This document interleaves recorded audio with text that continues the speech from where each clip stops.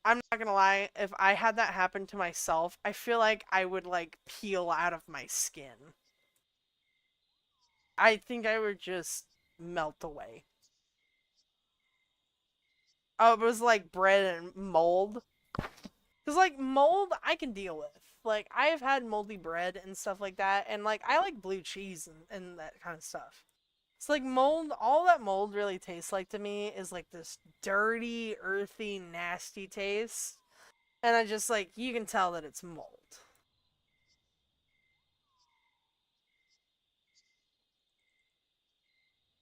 Yeah, I like blue cheese and stuff like that. Like, it's okay. You know, but, and that's, like, a moldy type cheese. But it's, like,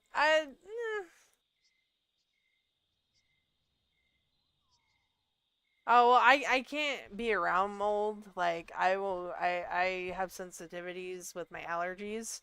So, like, my thing with mold is I just can't really be around it very long because it will affect my asthma as well as, like I said, I have allergy issues.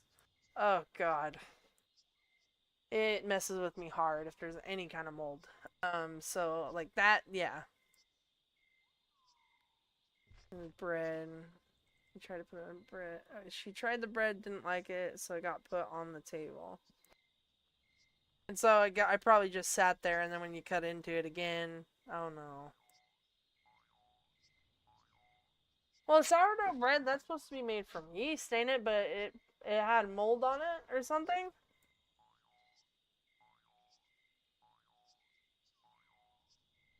Because sourdough bread's actually quite nice. Like, I don't mind sourdough.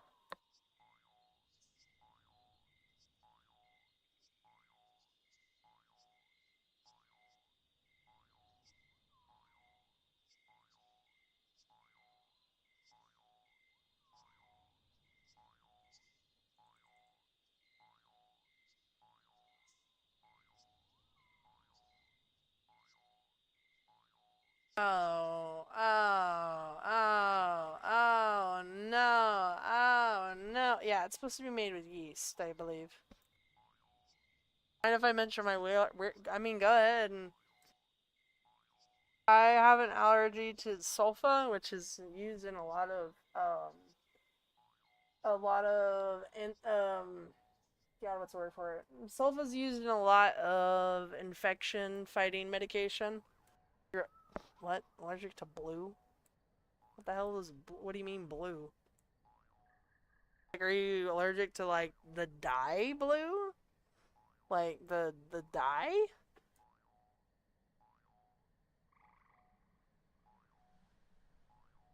Yeah, you're allergic to, oh, interesting. That's, okay. Huh. It definitely has got to do with the, oh boy.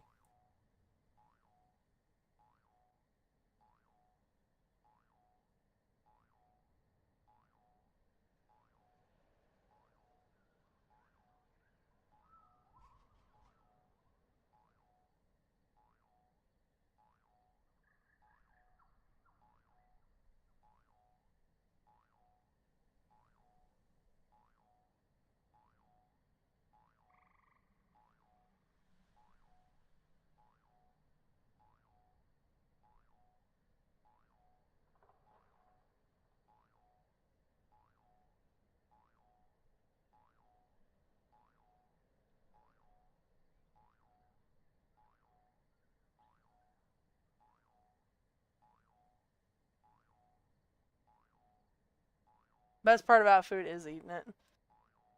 Oh, that sucks, Tobias. That's not cool to be just straight up allergic to a color.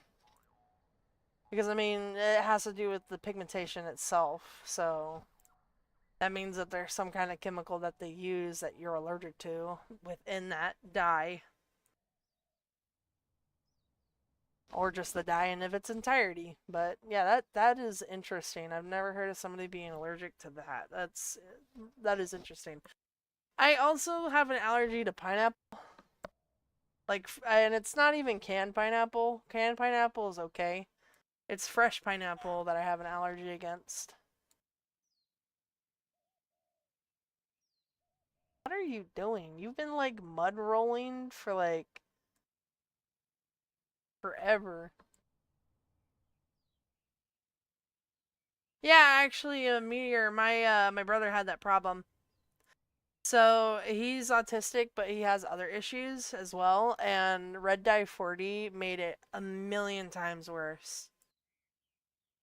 Red dye 40 100% made it very, very much harder to control him. He was bouncing off the walls and stuff like that. Like, it just gave him energy for days.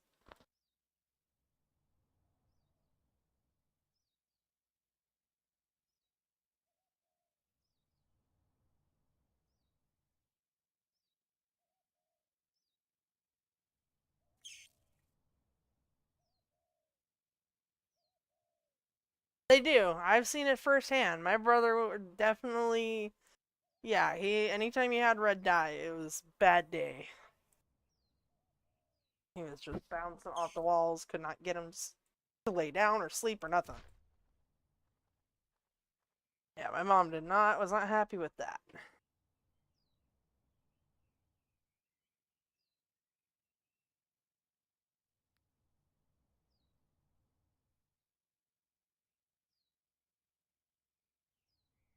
So, we basically, like, we did that for him, like, for my brother.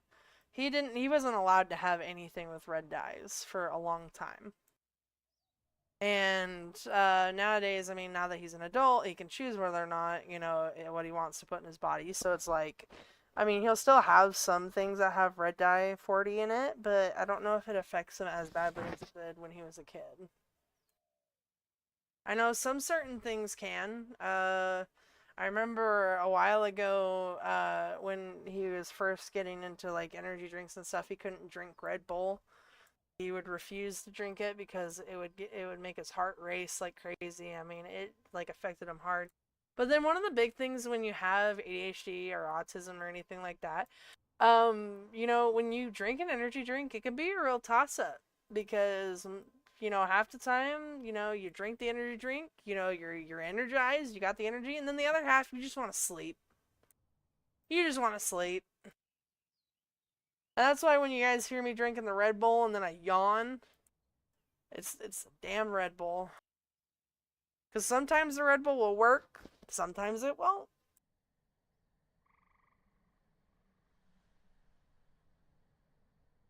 Intolerant to lactose and maybe gluten. Oh, I see. I know that my brothers are lactose intolerant. Man, their farts were the worst. Clear a room type farts. Like, I mean, you guys may know of just general farts and how bad. I mean, we're talking like somebody set off like threw a bunch of like rotten eggs into a room and said good luck.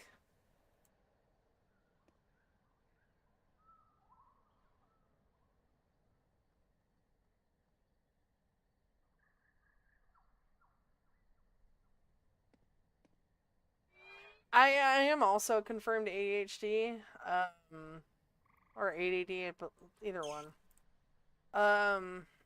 But there was one thing that I never got diagnosed with that I'm like 90% sure that I have. I forget what it's called exactly. Oh yes, executive dysfunction disorder. Pretty sure I have that. Well, Meteor, that's a big reason why I haven't been getting seen for a lot of my medical issues, because I mean, my family is telling me, you need to go to the doctor, because I'm supposed to be on ADHD medication. And I need other medications as well. But my problem is for like over a year, I was working a job where I was just getting under the amount of hours that I could get to qualify for their insurance. That was like $25.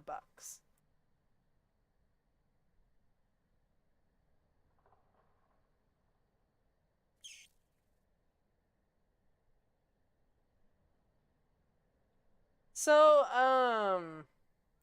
executive dysfunction disorder is difficulties with like the higher level thinking skills, which is like planning and organizing and regulating emotions. And it's not, and it says that it's not a single diagnosis, but it's a set of symptoms. And it could be mental health conditions, brain injuries, or neurodegenerative diseases. And so, examples is like struggling to break down tasks into step, making plans, or keeping track of belongings. I have that problem. I have problems with time management, which is another big thing. Challenges with emotional regulation. I have a hard time hiding my emotions because they are very overwhelming. And I have a lot of problems with focus and concentration, which that's what that's about as well. Me 100%. So,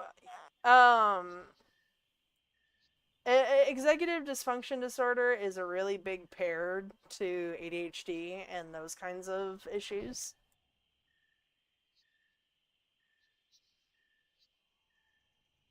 Because they said that it's not a, like, full-on diagnosis, but it's something that can be caused by other issues, which ADHD can be a part of it.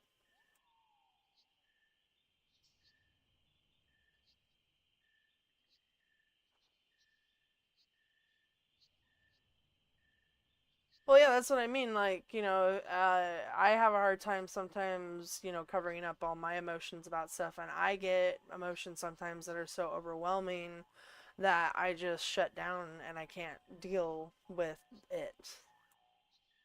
I used to have that as well, Meteor, resting, you know.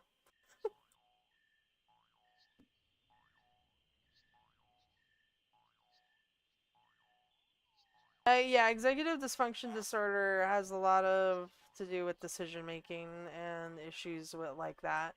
Which I don't like the fact that I potentially have that issue because I can make my own decisions. I am full and able to do that. It's just, it's the process of being able to do it effectively in a timely manner.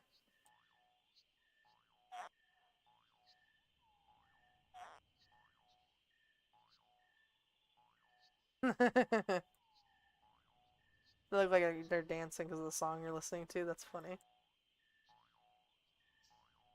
But yeah, I think I might have that executive dysfunction disorder, and I was talking to my brother about that, and he's like, you know, that makes a lot of sense. Like, why I have such issues with time management and forgetting to do things, and, you know, because that's the thing. I never intentionally forget to do things, or to not, you know, be able to go out of my way to meet, like, let's say for like giveaway stuff. I never intentionally forget about those things. It's just when I'm in my day and I'm just doing my day as is, I don't remember everything that's going on. I don't always remember everything that's going on. And then it just slips my mind. I'm like, oh my god. But that's the thing, is I personally don't like using my disability as a way to blame it on that. I try to take as much responsibility as I can and apologize. Because I personally don't like blaming my issues on my mental illness because I have a pride issue. Like, I don't like saying that I have problems, but I have problems.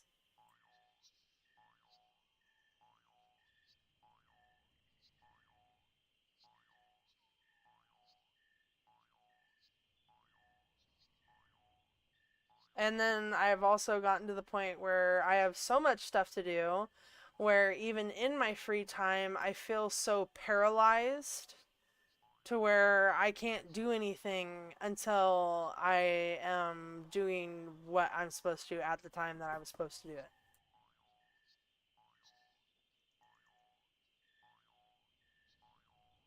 I hate forgetting stuff, like I forget my bag or something.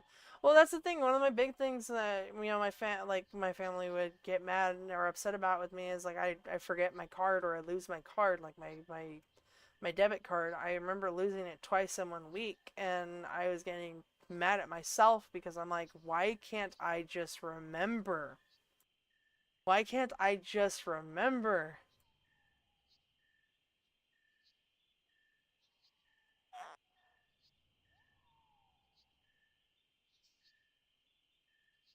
Because then I get the questioning of, well, do you remember where you put it last? Blah, blah, blah, you know. And I'm like, no, I don't. Obviously, if I knew where I put it last, I would have found it already. Like, like I can't retrace my steps if I don't even remember what steps I'm retracing.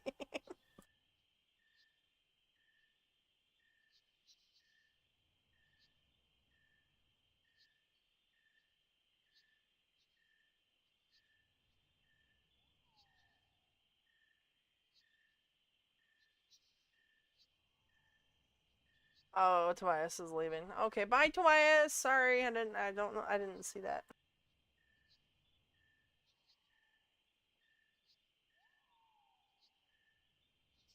You lost a piece of a dishwasher. Oh. Well, you know what? I'm glad I don't have a dishwasher to lose a piece of. I am the dishwasher.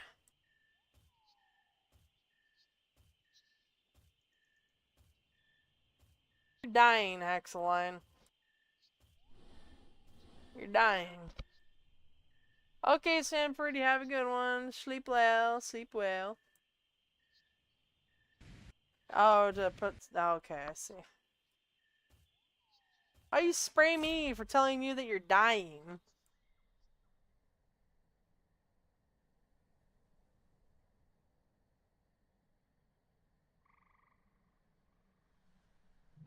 It's easy to lose stuff, especially if you're not used to having it. Like if it's something that you don't typically have on you, and then you're moving it around, and then you just lose it. I do that with a lot of my stuff. I'll set it down, and then I'll be like, where did it go?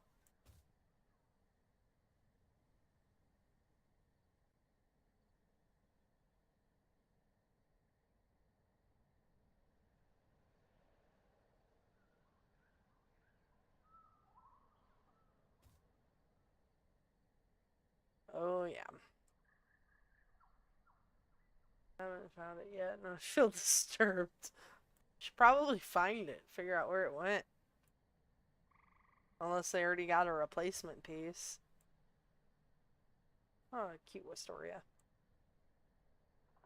I don't know how you guys are still mud rolling like that. That's funny.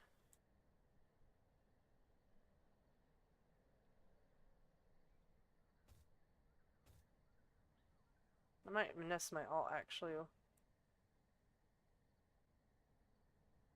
Pull up my alt. Maybe I can get a good air day. We'll see.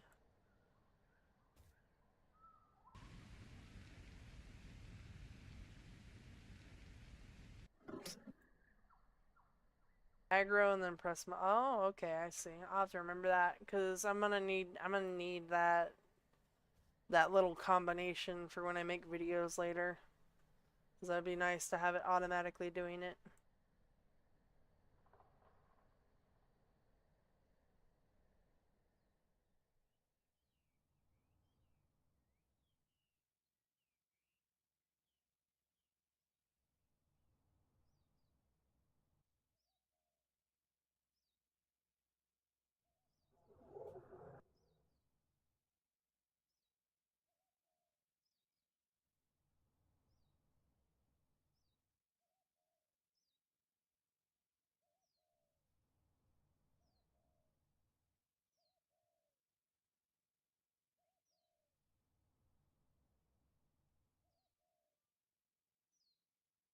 That's interesting.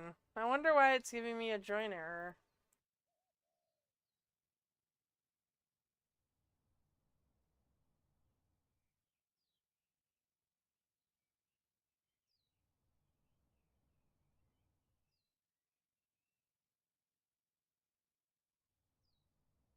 Because my visibility is open, so that's weird.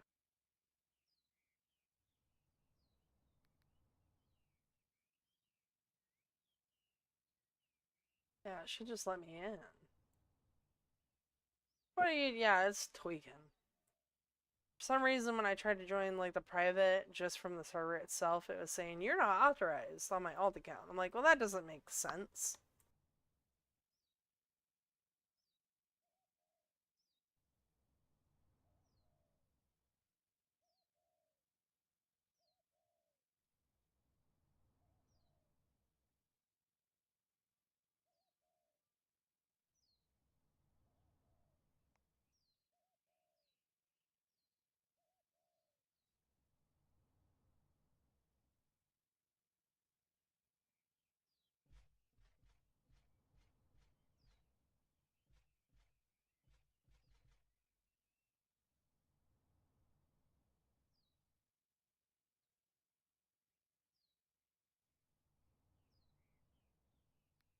Do you play any SCP? No, I don't know. I'm reading what you guys are saying. Hey, holder bags short and 2 minutes later leaving. It's like, wait, where is my... Oh my god. Left your friend's bag. Oh, I would have felt so bad if that was me. I would have felt so mad, or so bad.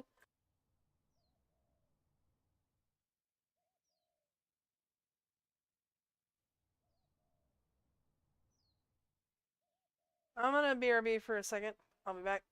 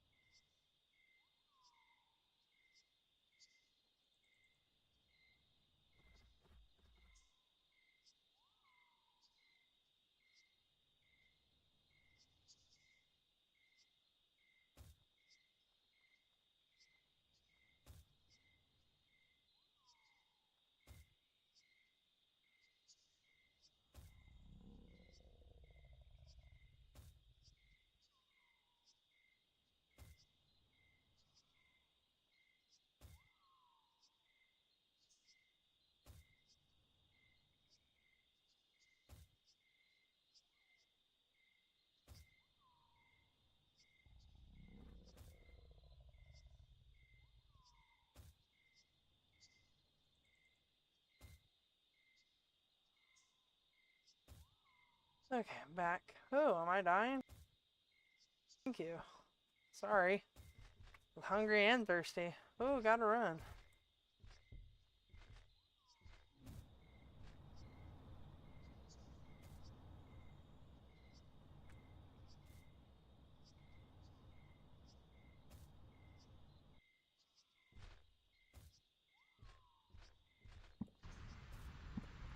Thank you for the heals.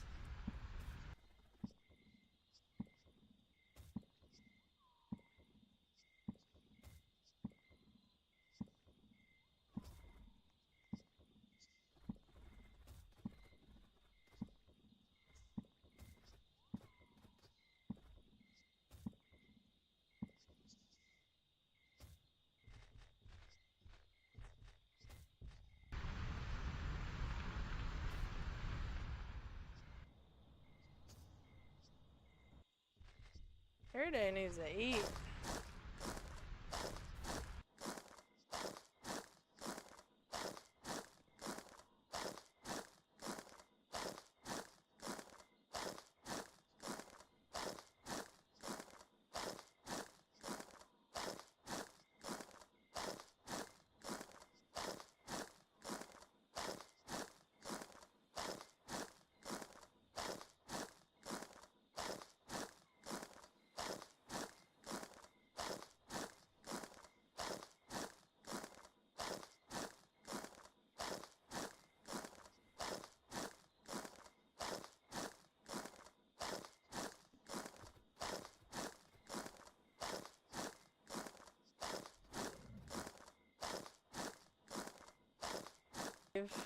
That's alright. You gotta go. Appreciate hanging out regardless. Probably gonna be wrapping this up. I was supposed to wrap it up like an hour ago. But I'm still here for some reason.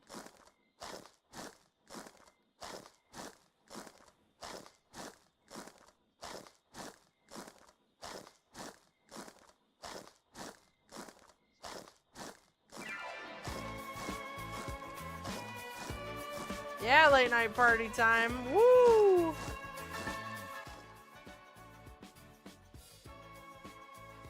Yeah, we did. We got talking about a lot of stuff.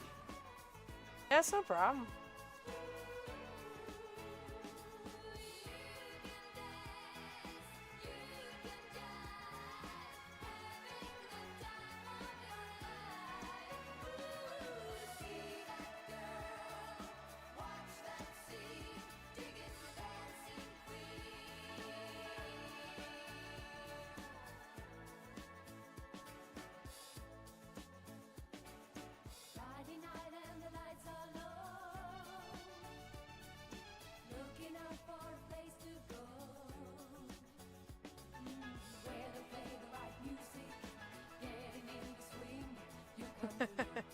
It's only 11 p.m. for me.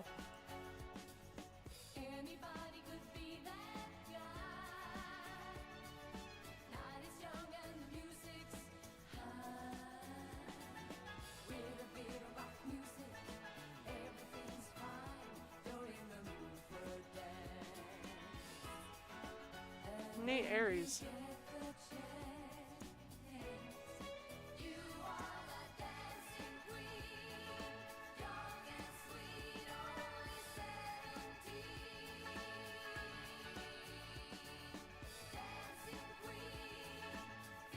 Well, I'm Pacific Standard, so it makes sense for me why it's earlier in the night.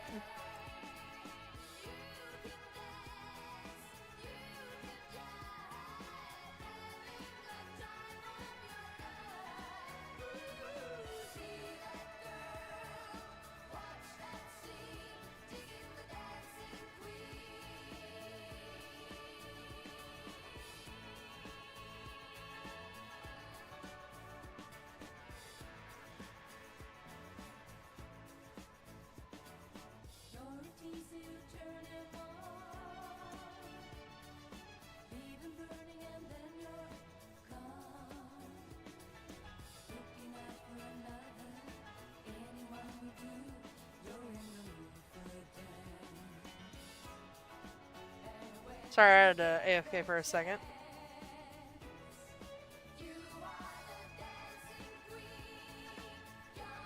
UST makes sense, yep.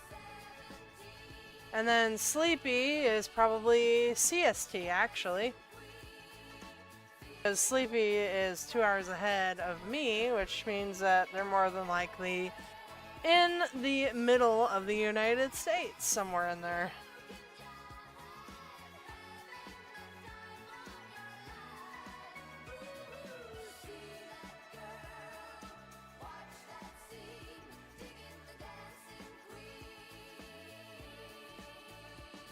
Kind of interesting how much you can know about some, like, just the location in general, even just by the time. You're technically still Midwest. Yeah, because it just depends on where you're sitting, because, like, Pacific Standard Time Zone itself is kind of on the smaller side than other time zones. It's either you're in the middle of the United States somewhere, or you're either in the middle towards the top or the bottom. It's one of those.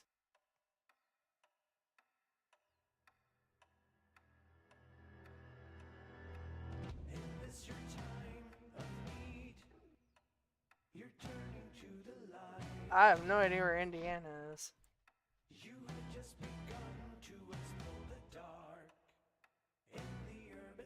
Cornfield Central? I see. Indiana would be more of an eastern state, but yeah, I know what you're talking about, because Indiana's like in the middle-ish too.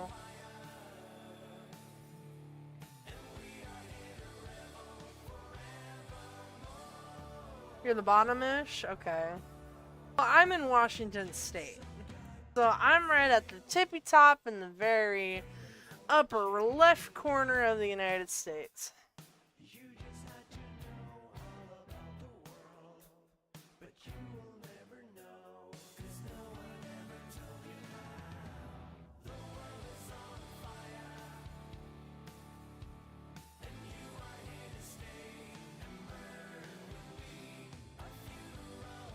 God, I always forget how much better Roblox runs on this version. You know, I should really try doing a stream on this version of Roblox, because it runs just so much better.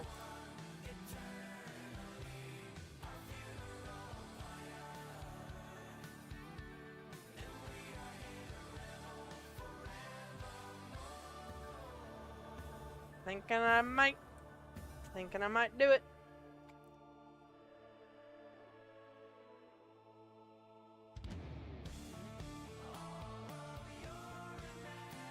Count is I do it through the Windows Play Store version, and then I have the Roblox version that you download from the website. The website version is worse for me for some reason. The Windows version is way better. It just runs so much better. Well, since Air Day's like a tier 4, I would say just the mutation itself would probably be worth anywhere from 5 to 7K. Maybe.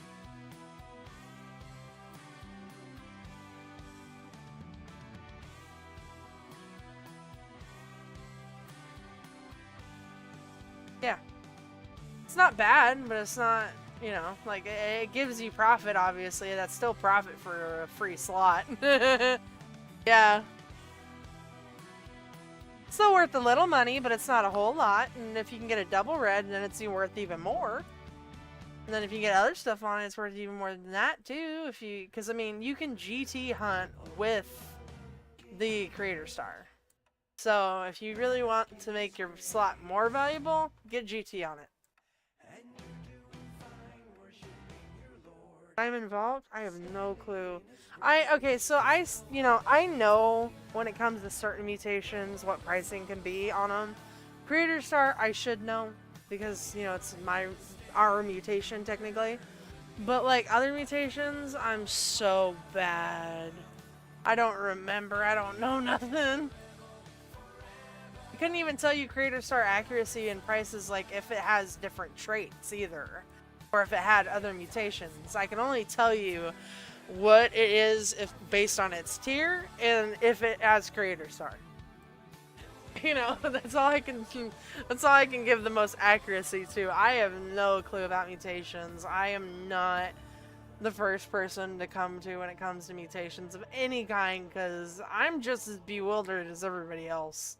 Like, when they came out, I couldn't understand how any of it worked.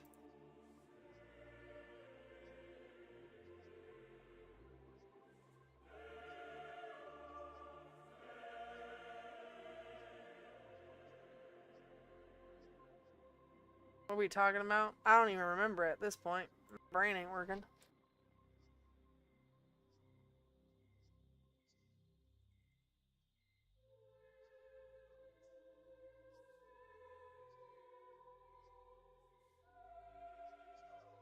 It's nice having you guys hanging out.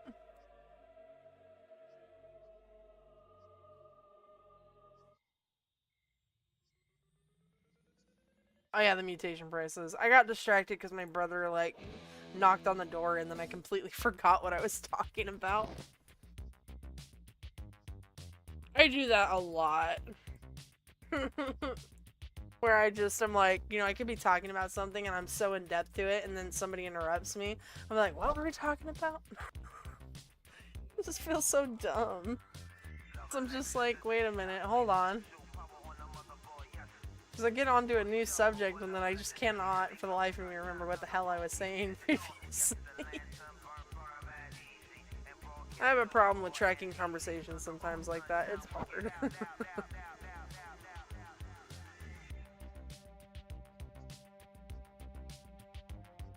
No longer nice and chill. I got disconnected. Bruh!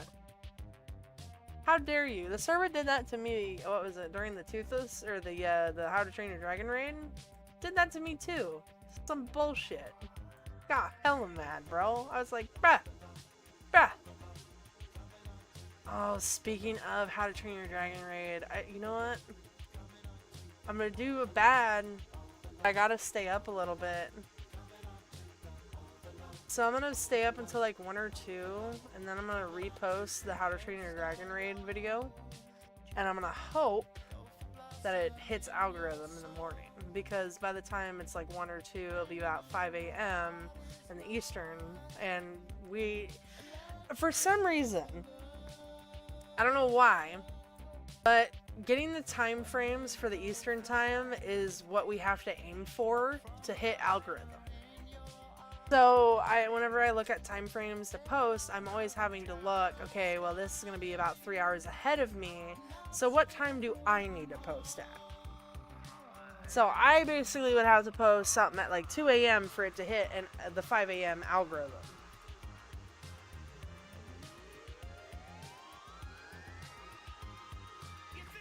Yeah, exactly. It's 2 a.m. for you guys right now. So that's what I mean. Like, but it's going to have to be 2 a.m. for me when I can post for you guys when it's 5.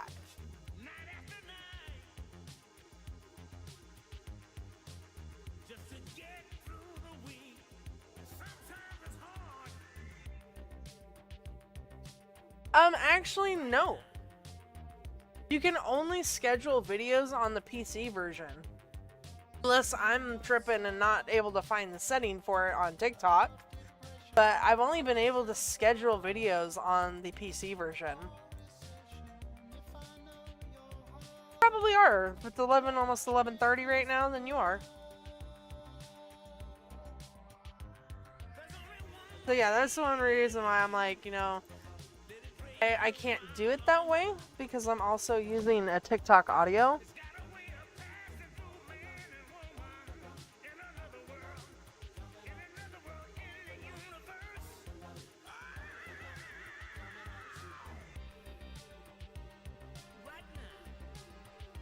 Hold on a second. I'll be right back.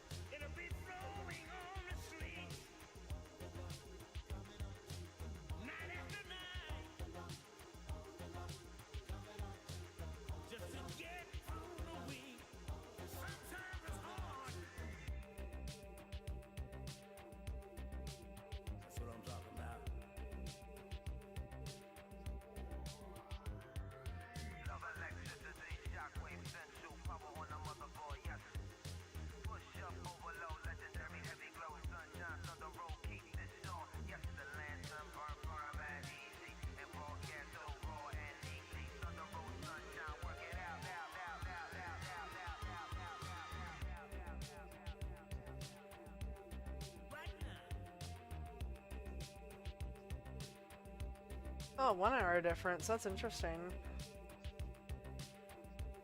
Wonder then if you are the CST. Oh, wait a minute. I'm thinking of it wrong. So, the person Sleepy,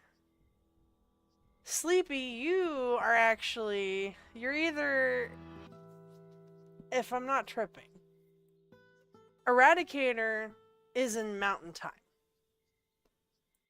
And you are in Central Time. Well, that makes sense why you said that you were bottom-ish. So that means, yeah, so that means that Eradicator, you're more towards the middle, towards the top, actually. Me when trying to figure out time zones.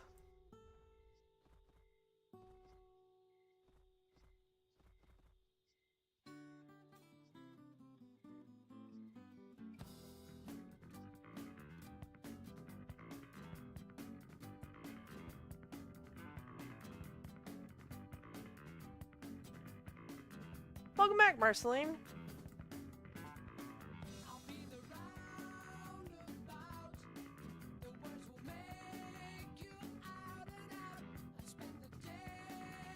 Check it on the alt, see how the growth is handling. 45%.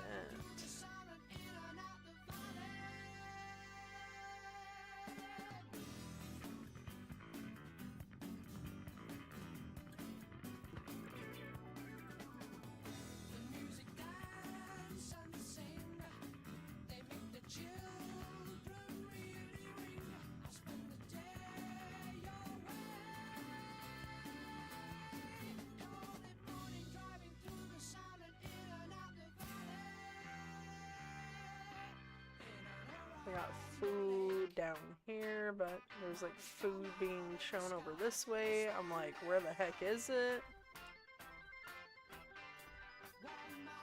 Okay, over here.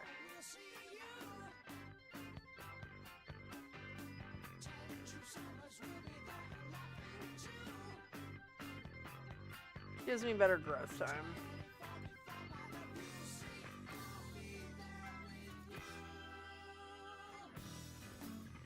You made the... Oh, did you now?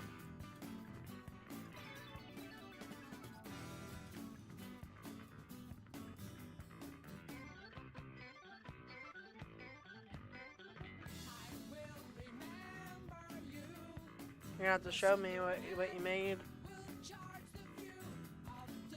Because I'm also trying to make the Rex Killer skin. But I'm doing the Isles version of it, if I can help it.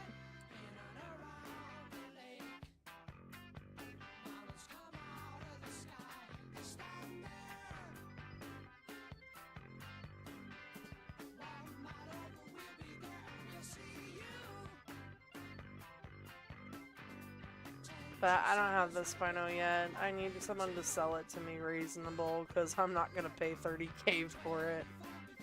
I know people were saying, but you make passively over 300k in income. But then I was like, but then you realize that I give away almost nearly 200k worth in items almost every giveaway every week. You see how that doesn't make sense math-wise?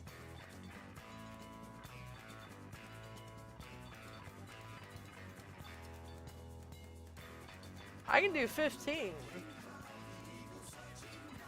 But I can't justify 30. That's a lot of money. Yeah, I can justify 15. That's alright. Like, that's not horrible. Yes, I have played Feathered Family. It's kind of eh. Ooh, look at that. It's looking nice.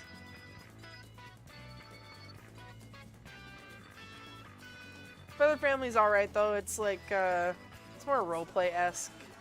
And I'm not into it because it's more roleplay.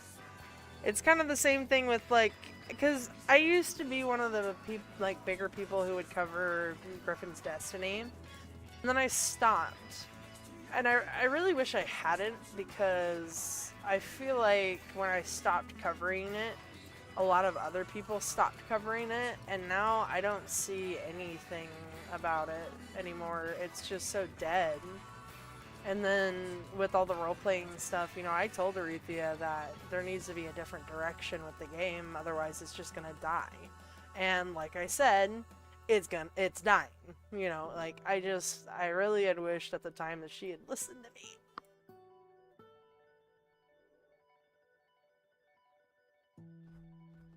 Because I told her, I'm like, the only thing we're literally asking for is something to do other than talk and trade.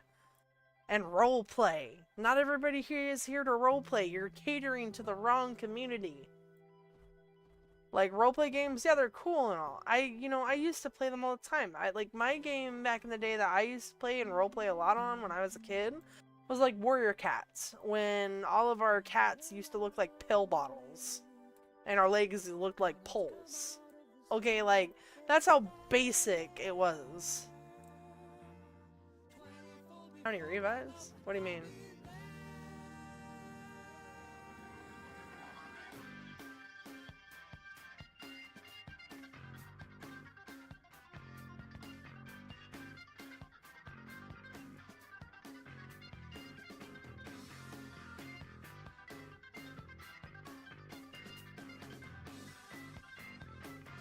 Well, if it's 15k, people are probably gonna want 15.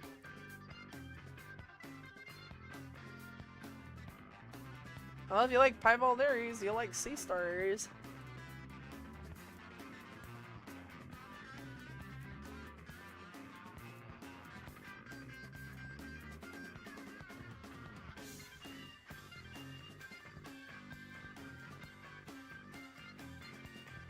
Alright, let's hope for some good traits on this Iridae so I do not have to nest it again. Okay, so y'all are gonna have to help me. When it comes to Iridae, what are some good traits on it? Like, what are good traits to get on this thing? Oh, I got speed. Well, that's an interesting start. So it can either be another red, or it can either be red or blue. Regen.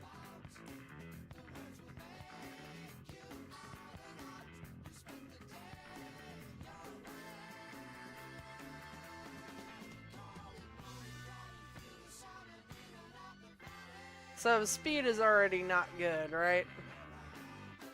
Speed wouldn't be bad since it's slow? Okay. So maybe we'll keep it. We'll see what the next trait is on it. But I mean, I have a full nest of eggs, so I mean, if that one is not the recommended, then I'll get what's recommended. It is pretty slow, ain't it, for a tier 4?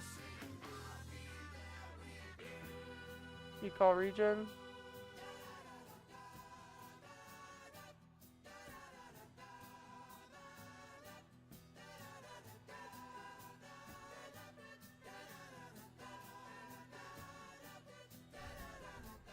I need to go back to that one video that we were watching. One about me. I'm gonna go comment on it real quick.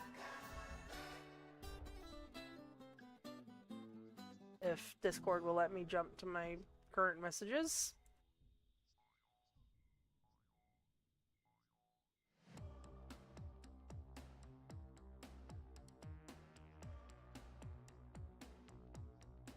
I appreciate that, nerd. Go for it. Okay, well, it's not wanting to work for me. Maybe that will work. I just bit somebody, I'm sorry. It doesn't matter if it has C-Star or not for me, by the way, nerd. I just need good traits. C-Star is just a plus. I can always get that on my own if I want to.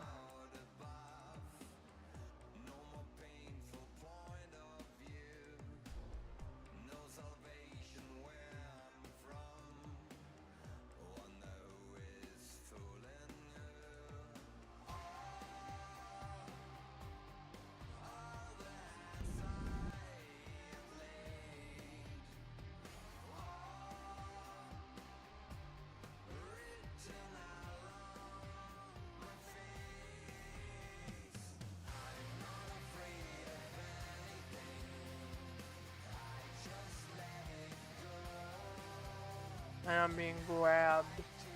Help. She got teleported upon. What? Interesting.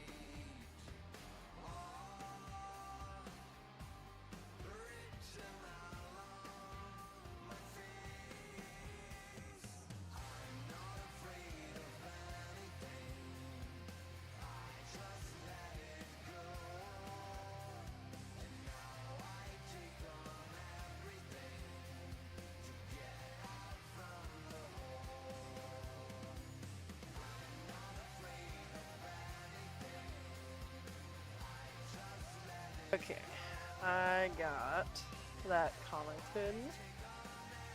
Hey, I commented, I immediately knew, I said, as I said, fighting in the water was a bad idea, lol, we were definitely trying to pick on you, nice video, I like the different shots of the POVs. Alright, Sleepy, you have a good one. I've seen your GP spino. Oh, that's your GP spino? Oh yeah, it's like the more like the white one.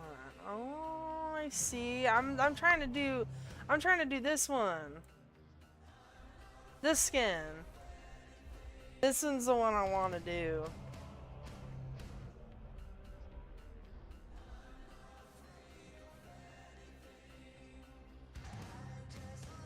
Oh, maybe I'm looking at the wrong spino.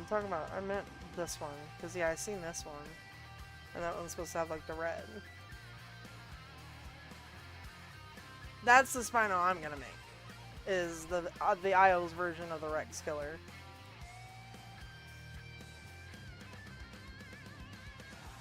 That's what I'm saying. I think it looked great as a skin.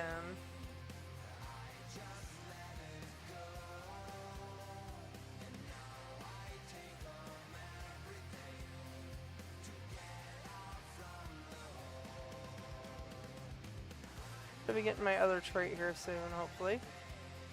See when I get it.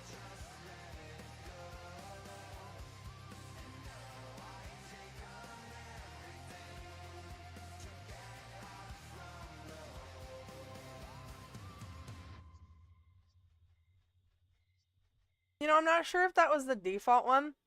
There is another Spino skin that I really like. I'll have to find the name for it though.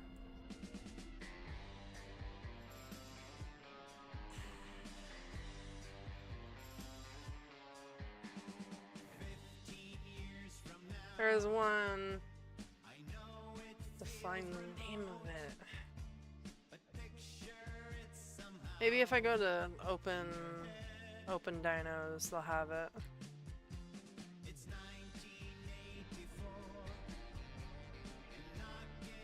Apparently people are messaging me. I don't ever get notifications from Discord. That doesn't help.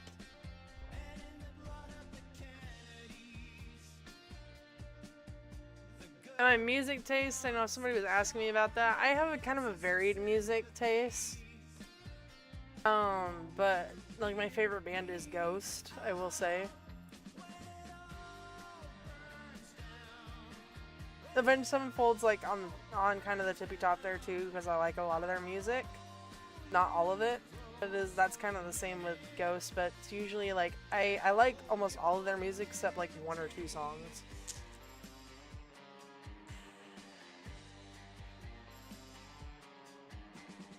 Okay, open dinos. I need to figure out what Spino skin that was. It's like a leopard skin, I don't remember.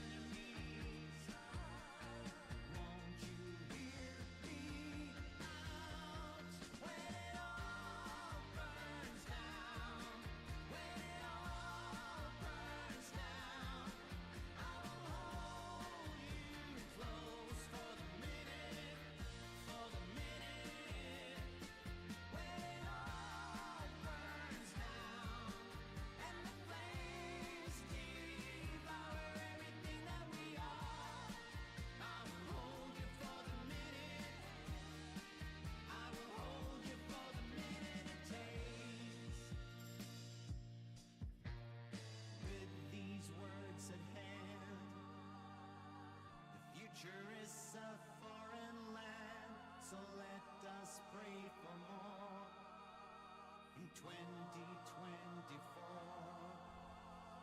2024. We could grow old together. 2024. We could love one another. 2024. And there will from them be peace forevermore. Peace forevermore. But if it all burns down, if it all burns down, I will hold you close for a minute. There it is.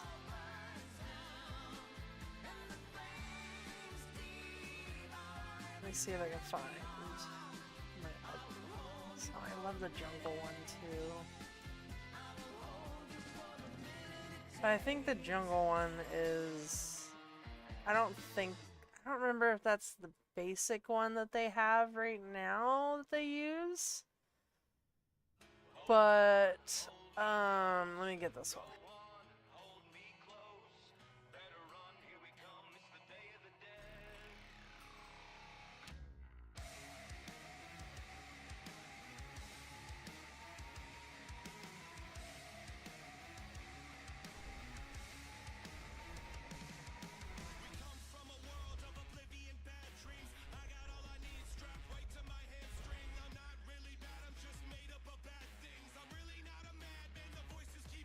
You like ghosts? That's good. I saw some old guy. Okay, so I went to a trip like on the 24th, and I went out to Bellevue, and I saw a guy at the Walmart there who had a ghost shirt. But man, that dude was old as hell, and I was like, bro, rep that shit. Oh, it's getting closer to 6 hours at this point, Meteor. But I saw this old guy wearing it, and I thought that was the funniest thing ever. Because, I mean, like, I feel like it's more mainstream now with Hell of a Boss and, like, Has-Been Hotel type stuff, and, like, the, you know, kids making it more popular, or the people making those edits making it more popular that way, like Ghosts themselves. Because Ghosts wasn't really that known before, like, Mariana Cross got very popular. Because of like the damn TikTok edits and shit.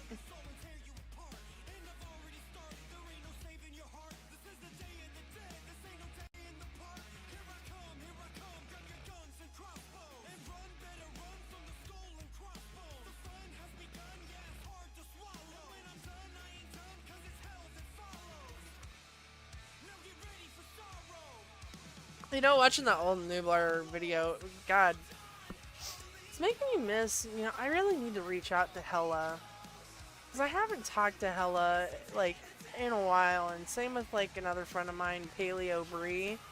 Oh man, I haven't talked to them in ages. I'd love to say hi to them. I'd love to see how they're doing, because they were really nice people.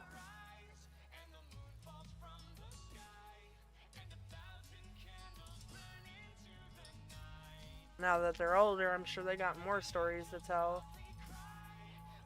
But I wanted to show you guys that Spino skin that I wanted to make too. Because if I can't do the Spino Killer or the Spino Killer, the Rex Killer skin, I want to do this one.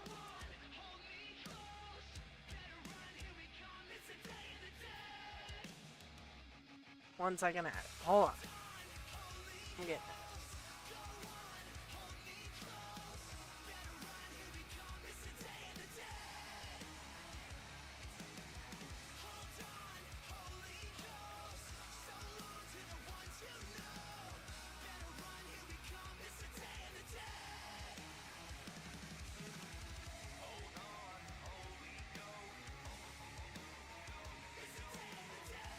If I can get it centered, damn it. Alright. That's the other Spino skin that I would do, is this one. This one's just called Spotted. But I really love this skin a lot, too.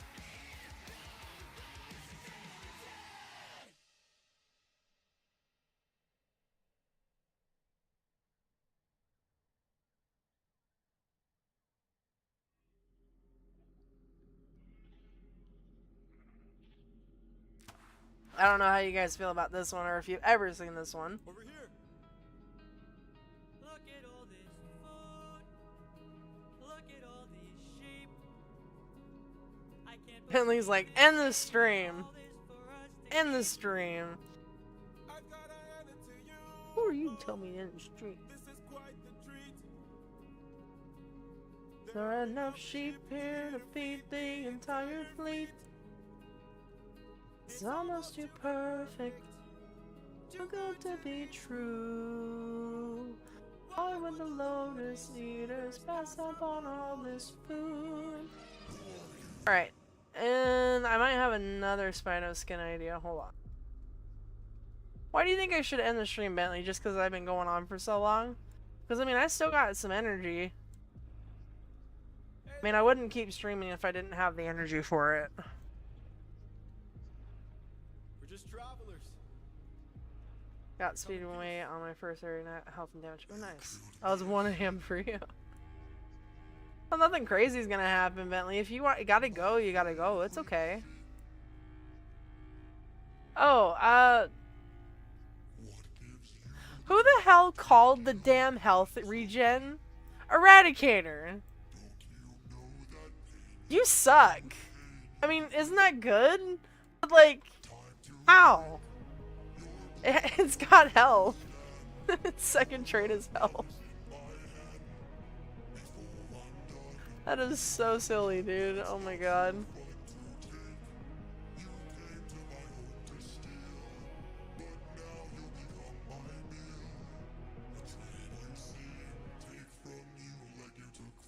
I get you, Bentley, but I mean, don't make it an excuse if you have to get off, man. You know, if you gotta get off for the night, go ahead. You know, it's okay. Only reason why I'm still here, I'm just chilling, you know? Chilling.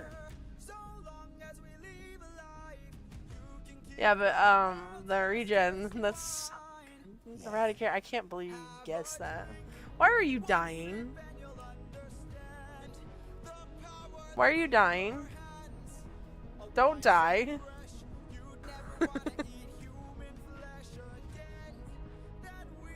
So health is good for it, but okay, but the speed is kind of okay.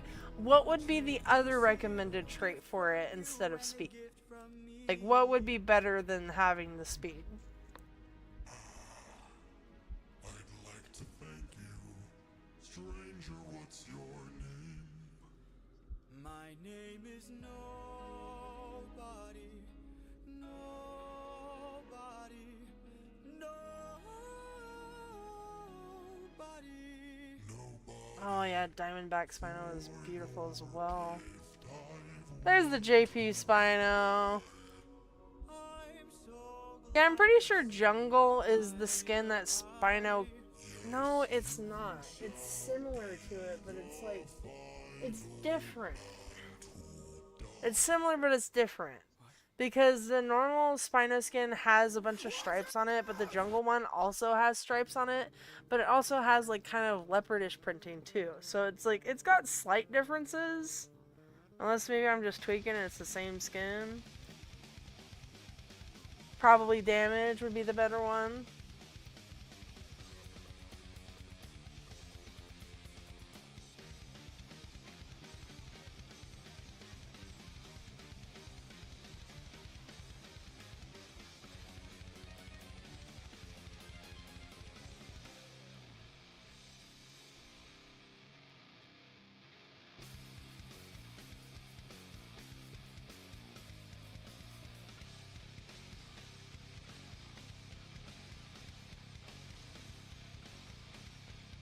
Oh, you know, it's something kind of, you know, I've told you guys about this before, but you know, when referring to like Isla Nublar and stuff like that stuff again, you guys know that I have like this mouse pad that is an Isla Nublar one.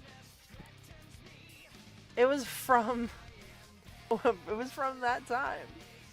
I mentioned it before, but I don't know if you guys know about it.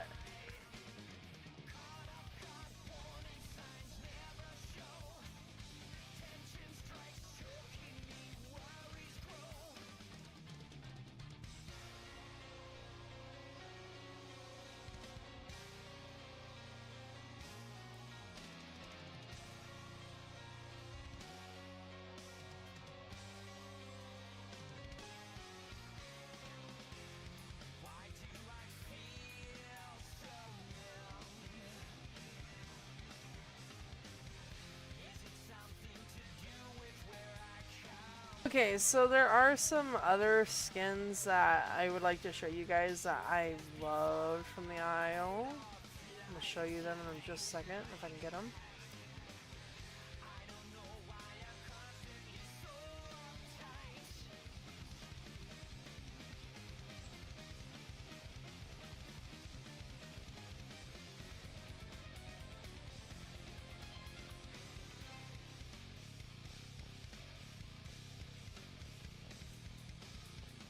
The stream is lagging because I have an alt. I'm gonna actually log my alt.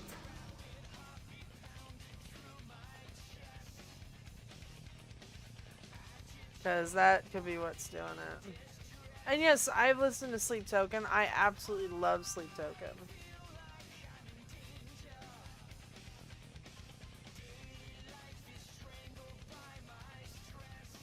Really like, yeah, I'll just play it for you. You'll know it.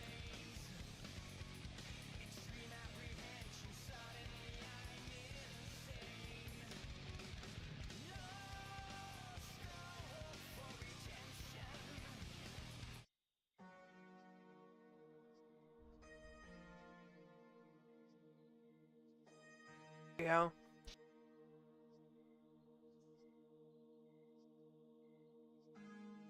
Heck yeah, go for it, Meteor.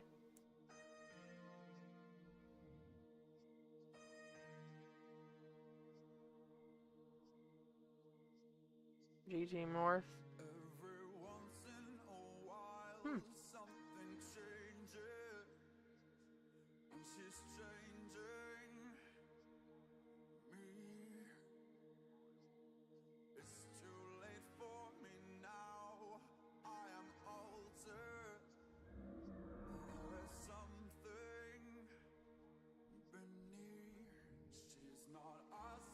Oh, poor Charlie. He thought he was talking to you. Oh, poor Charlie. Oh no.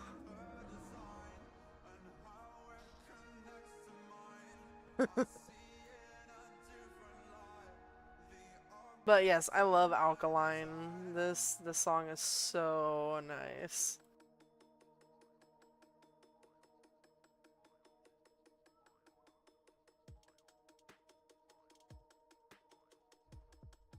Ooh, let's talk about chemistry, 'cause I'm dying to melt through the heart of our molecules till the particles part like holy water.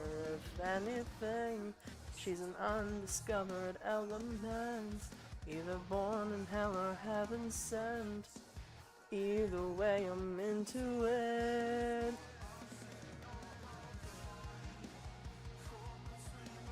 Love this song.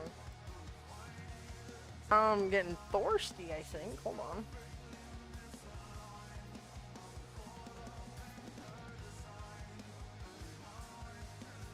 Combine, see in a different line, the objects of my desire.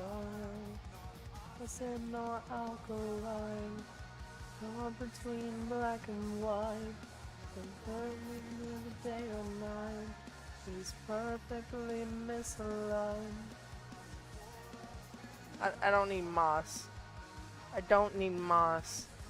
I don't need moss.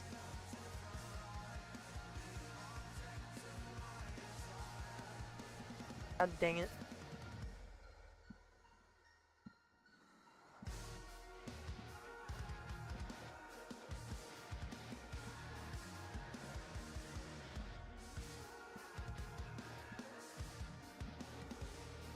And also, Sleep Token's performances are pretty good too. Just wish though that they'd up the microphone on some of them.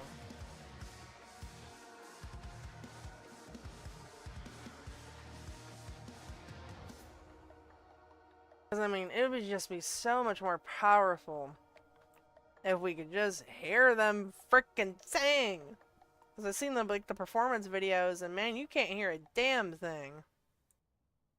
I bet maybe it... Oh, hold on. Bet it's louder in person, but I don't know.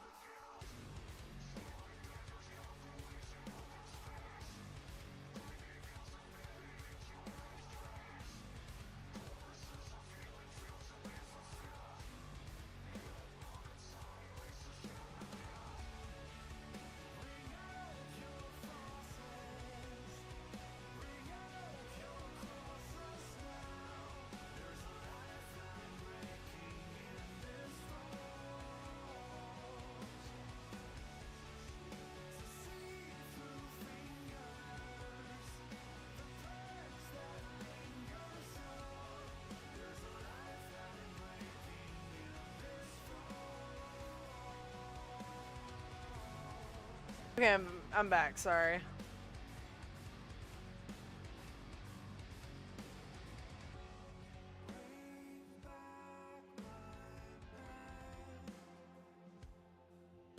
Yeah, I'm seeing an increase in the frames having issues.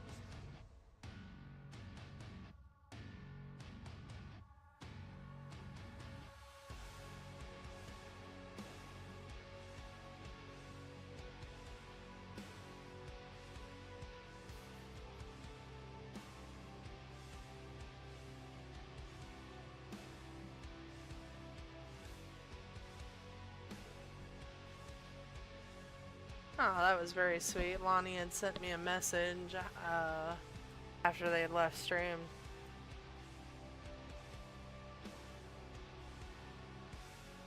Oh, this song? This is called Head Mounted Sideways by Vola.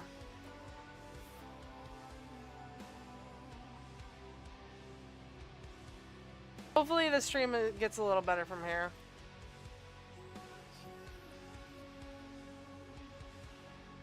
More moss. I was just reading those. Oh lord. I never pay attention to the chat fast enough, I swear.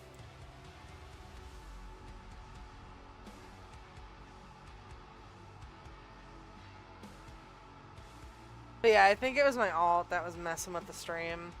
Because I mean, the slot on it, it's fine enough for now, but if Nerd pulls anything good, we'll see.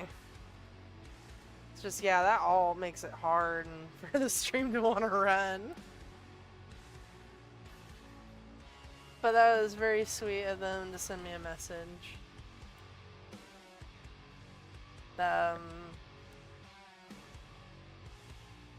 It's not working, Lonnie.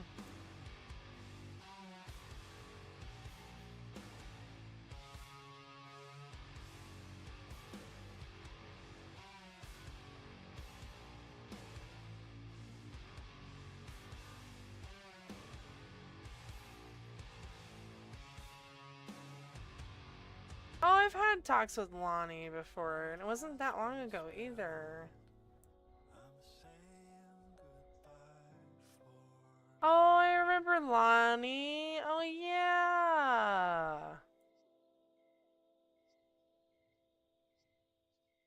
I don't know why, but it's just now taking me now to freaking know that. Like, to know who the heck they are. I messaged so many people. And so I'm just like, wait, who's this? Like, I recognize the profile pic and, like, the name, but I'm just like, wait a minute, hold on.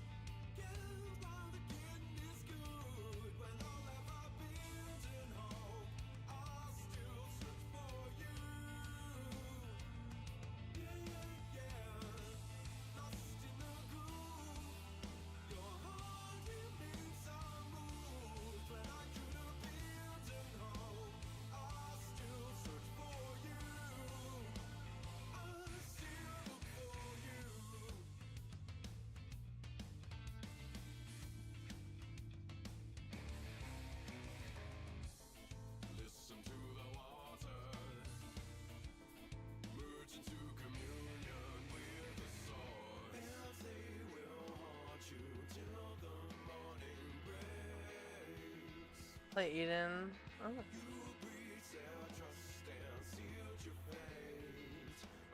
Oh. Hold on.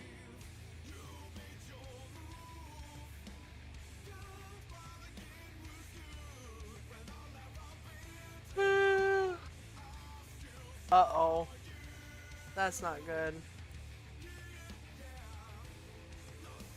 Uh-oh.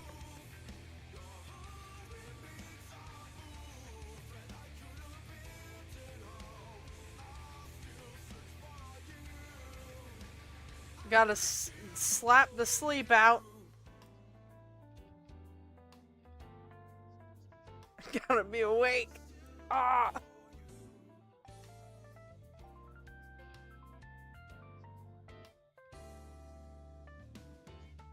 And you guys got 2 suggestions. Hold on.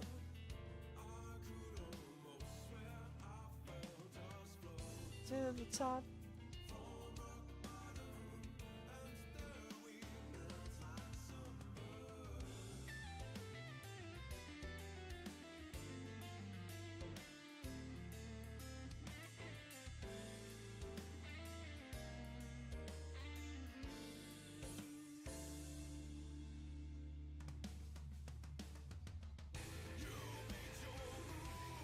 Oh yes, I actually do like that one as well, Bentley. Hold on, I'll play that one for you. Take Me Back to Eden. Love that song. I'll play that as well. But we will do this one first.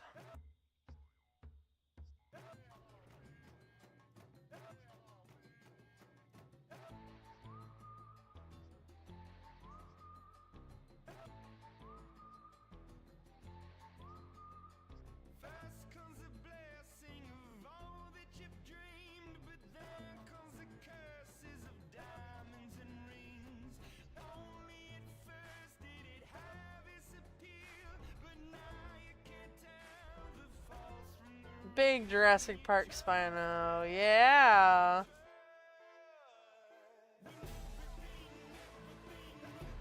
I should really need to get that species. Ooh, this song's nice.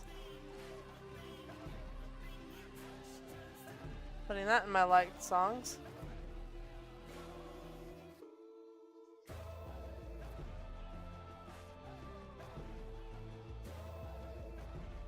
And it's appropriate, so I might actually put that on the playlist. Probably gonna put a few of the songs you guys have suggested onto the playlist.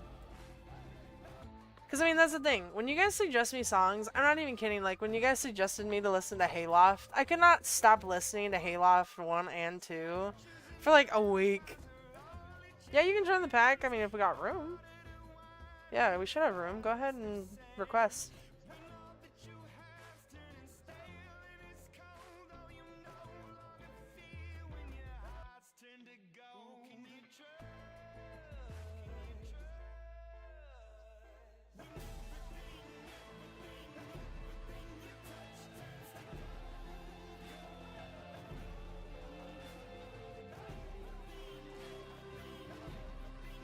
Very nice screenshot, Eradicator.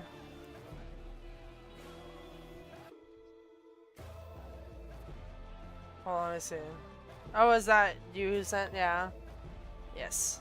Very nice screenshot. Looks spooky.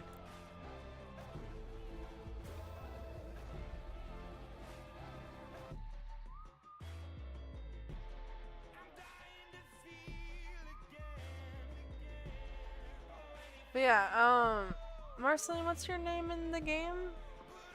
Because if I'm not, like, I'm trying to make sure I got you in the pack, because I don't remember who's who. I remember some people who, but Hayloft is bigger. Are you in the pack?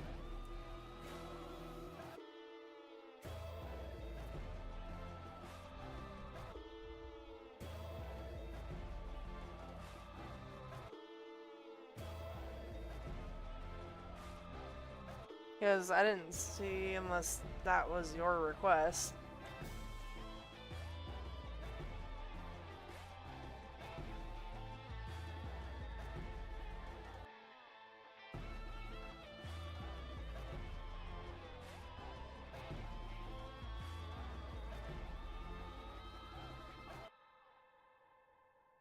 Yeah, the splashing sounds like, honestly, if the COS wants to be a little cool about it, I am trying. Oh, gotcha. No, yeah, you're in. You're good. You're good. You're good.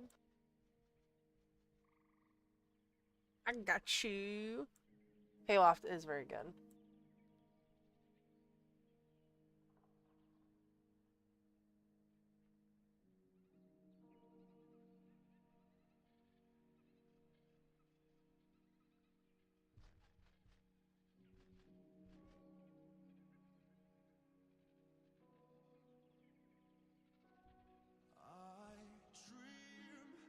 In phosphorescence, bleed through spaces, see you drifting past the fog, but no one told me where to go.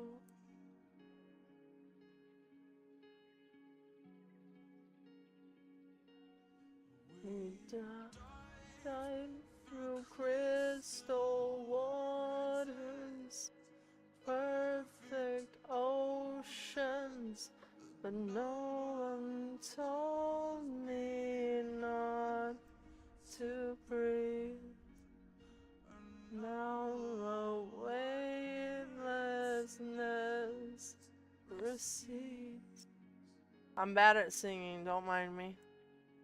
I was messing up the lyrics already. My love eyes like fire, I'm a winged victim of funeral pyre. Come now, bite through these wires, I'm awaiting hell and the gods grow tired. Reset my patient violence, way higher. Grow back your sharpest teeth, my desire. Again, my brain. I'm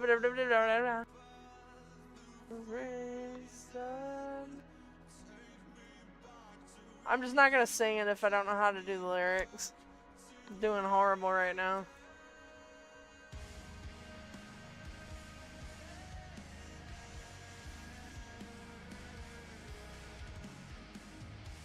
Man, thank you. I can't get the lyrics all the time because I'm like, I don't remember if it's supposed to be this one or this one. There we go.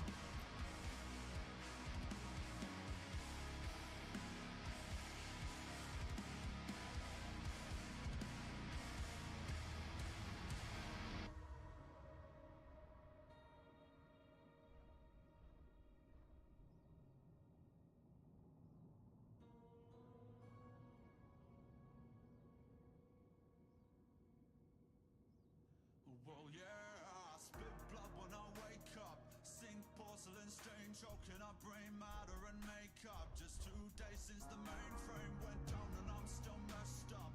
Room feels like a meat freezer, I dangle in like cold cuts. Missed calls, answer phones from people I just don't trust. Mirror talk, fake love, but I'll take a pound of your flesh before you take a piece of my pay stub. White roses, black doves, godmother, rise up. I need you to see me for what I have become. My mind, those eyes like fire. I'm a winged like you're a funeral pyre. Come now, bite through these wires. I'm a waking hell and the gods grow tired. My patient violence along the lines of a pathway higher. Grow back your sharpest teeth, you know my desire. Ah, why does it always do that? Desire. Instead of desire. I mean, I guess you gotta be a little quirky with it, don't you, Sleep Token? Don't you? Huh? Huh? Gotta be a little quirky with it. I need food.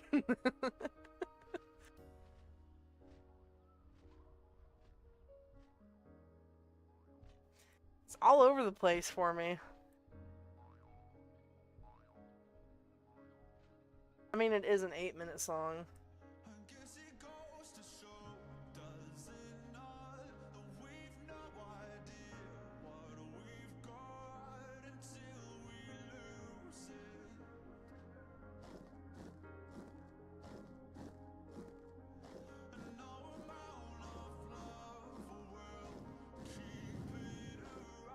I just realized the stance of the march is basically the same stance of the JP's final. Yeah, yep. It does, don't it? Oh yeah, I was supposed to show you guys the other spinal skins. I'm dumb. Oh, here's another. Oh, nice.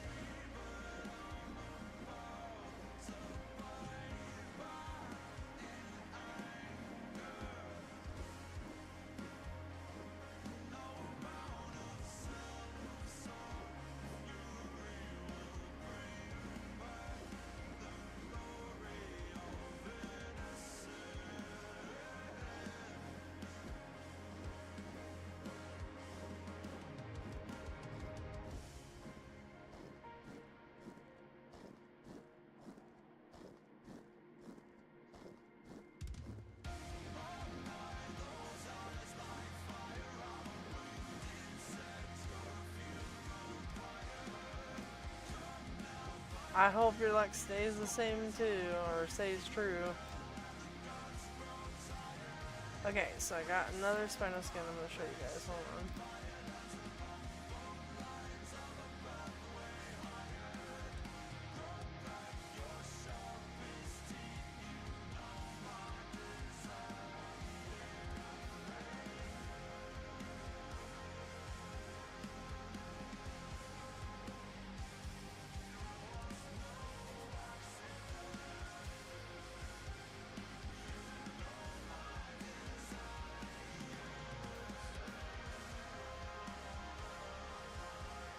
If it will show up.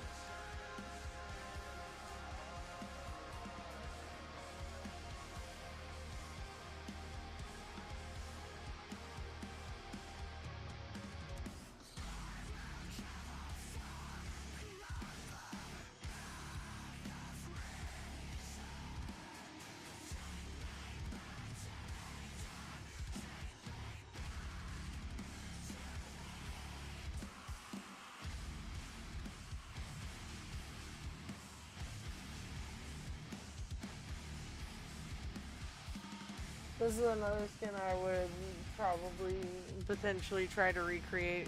This one's Coastal V2.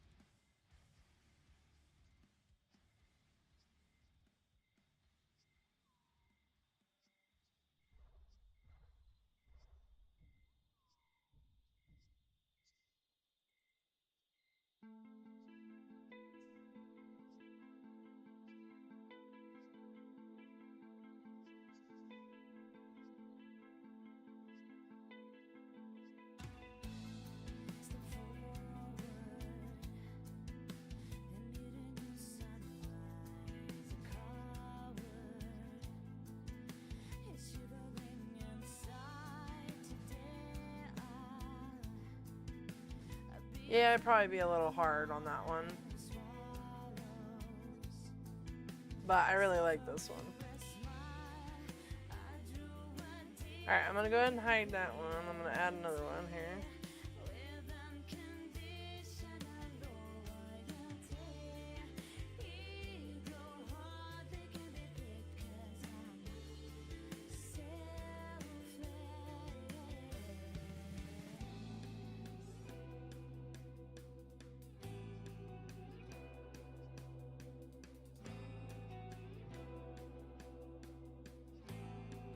This is Coastal, the original one.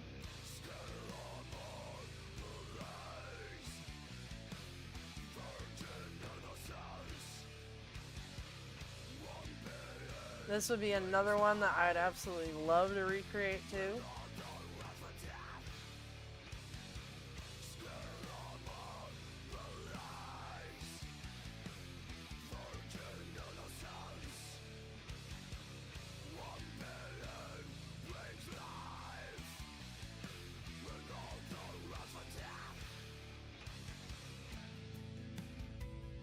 Emissions. Oh yeah.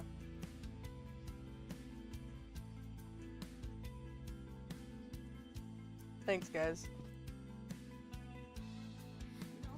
I love the coastal skins. I love blue and gray and like browns and tans together.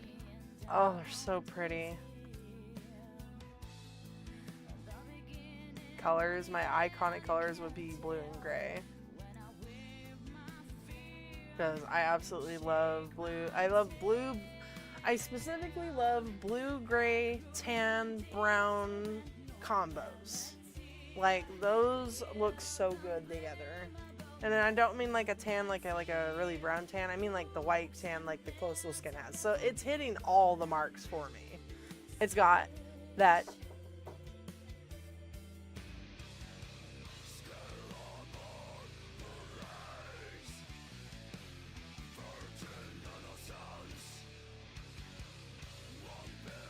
hold on, guys.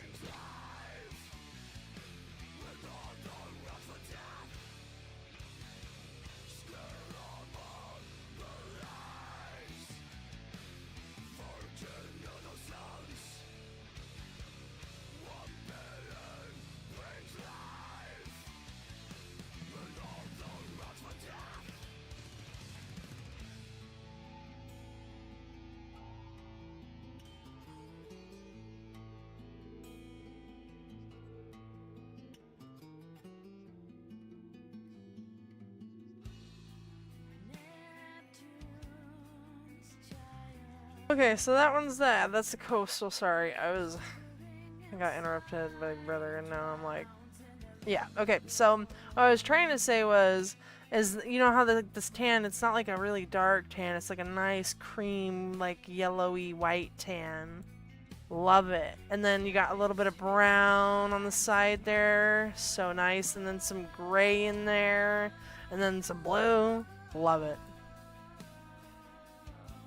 Yummy, yummy. Some of my favorite skin combos is that. It's a very specific color combo.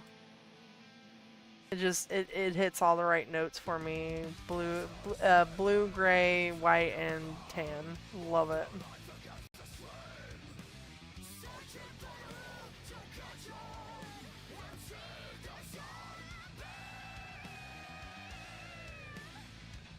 Okay, I got one more spino skin to show you guys.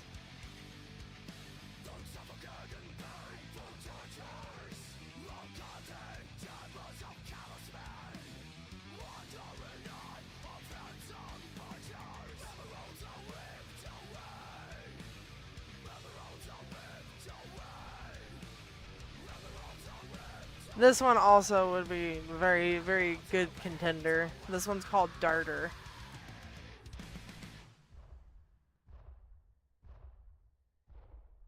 Oh my god, I used to have a very specific skin on Baryonyx on the Isle that I loved. I remember it. It was called Kingfisher. I'll have to show you guys it.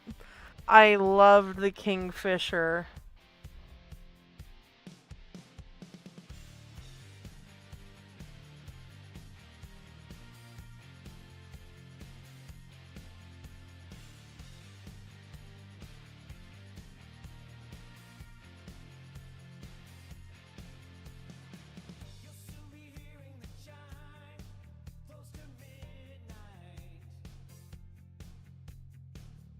That's good. Then I might do that one for one of my skins for it. Darter seems like a nice one. But I definitely would want to do one of the coastal ones.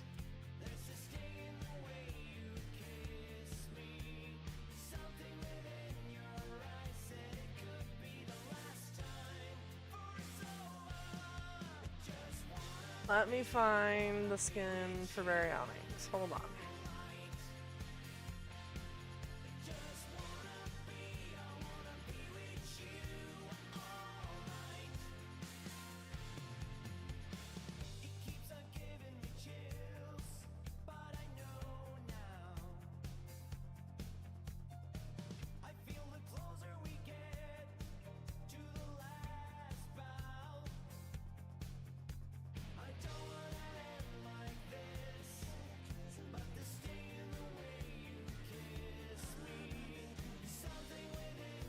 Oh, it wasn't Kingfisher. It was called... No, you know what? That's bullcrap. It wasn't called Golden King.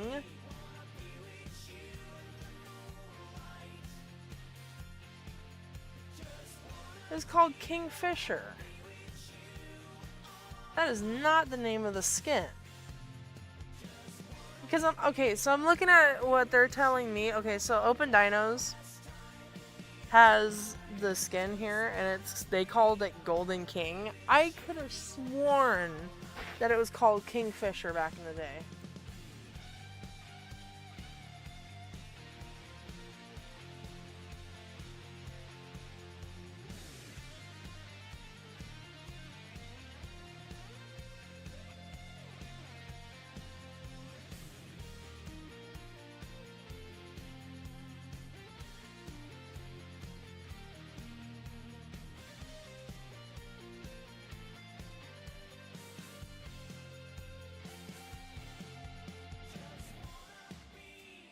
I feel like I'm having one of those moments again, dude. I could have sworn it was called Kingfisher, damn it.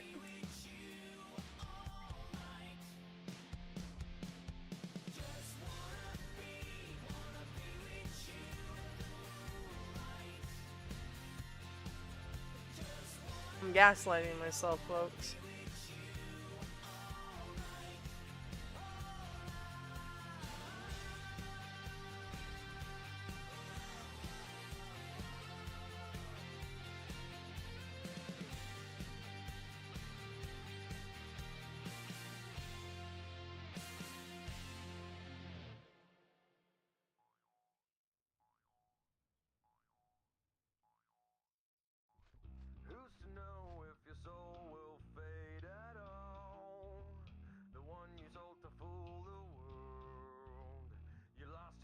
That's what I'm thinking. I'm just like, but why the wrong name? Because, I mean, Kingfisher was the original name as far as I'm aware.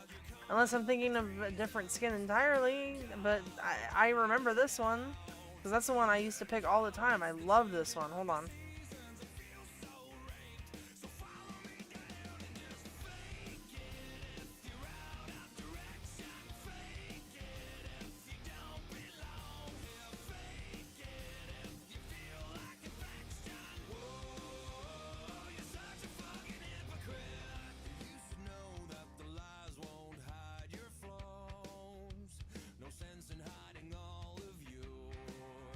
I'm putting it up close so you guys can see how detailed the skin is.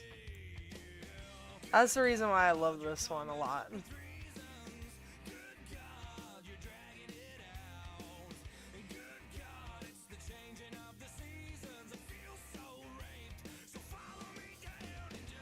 Max down. Ew. Ew.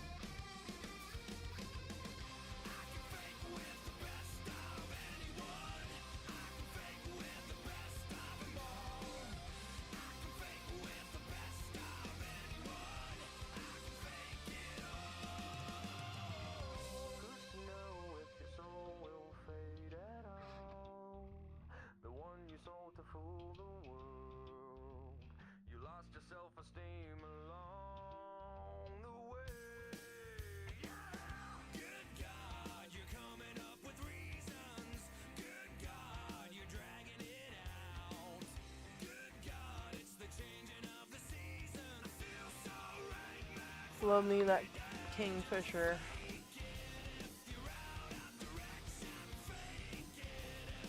Oh man.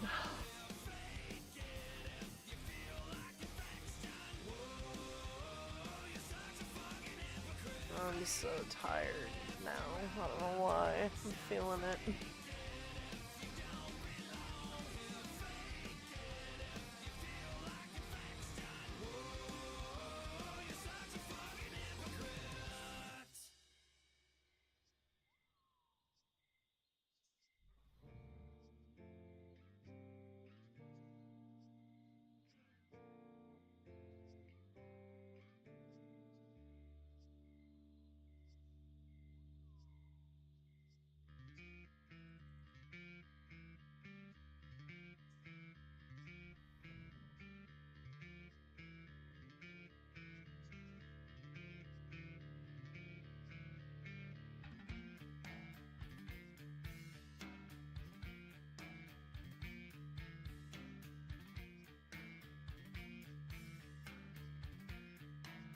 Everyone start yawning.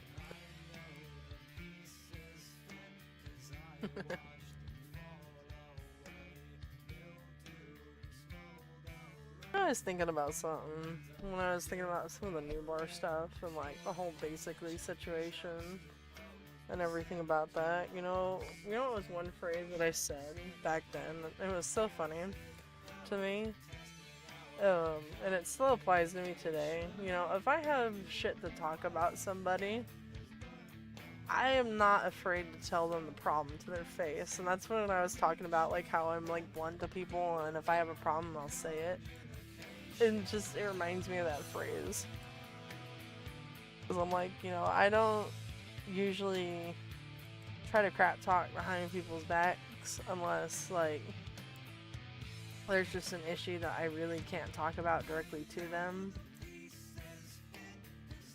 But half the time, most of the time, if I have an issue, it gets stated eventually, and I will tell them. I don't let it fester. I don't let it sit because it's a problem with me. It messes up my whole day. You know what I mean? So it's like, it's just dependent, I guess, on the situation. So it was reminding me of that phrase that I said back then about the whole basically thing.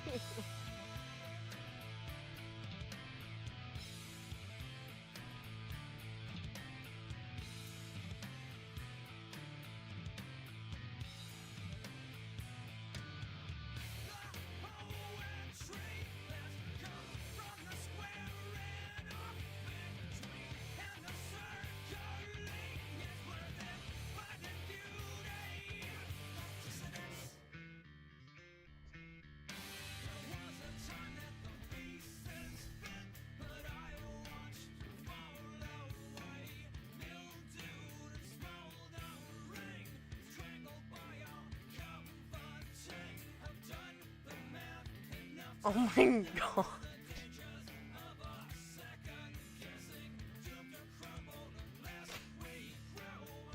I don't mean to laugh, but why do I feel like that was just me? I'm just like, dude, if you have a problem with something I'm saying, just say it, don't cry.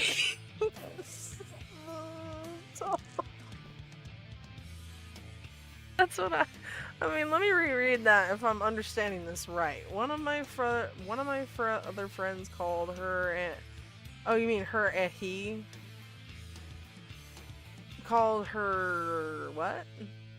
Oh wait, I'm confused. I thought you were saying that they were like gonna, like, they accidentally like misgendered them. And then they started crying. And I'm like, dude, if somebody started crying because they accidentally misgendered them, I'm sorry, but like you know, it could be, it's accidental, bro. Like, what? But I didn't understand, like, what, where it said, called her what? Or am I understanding it right?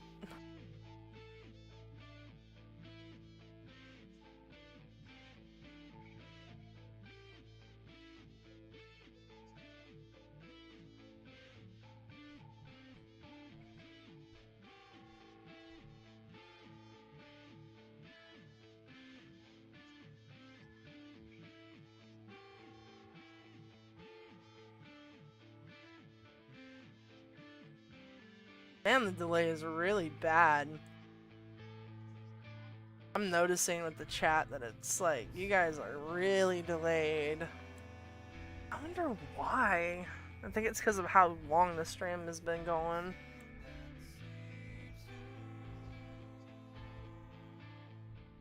Oh, there's something else I was gonna mention. Oh, no, so my friend, the her, does what you do, and my other friend, the he, started calling her one time and crying with his because something was, oh my god. Okay, now I understand the context. Okay, I wouldn't be that mean, but if I felt like the situation was really like pathetic and like super dumb, I would tell them. I'd be like, dude, you're crying over nothing, man.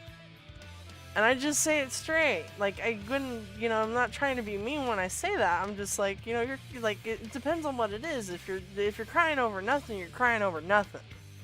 But if, you know, the situation was like super bad, you know, and something actually really happened and it was really bad, it's like, you know, you gotta hear your friend out.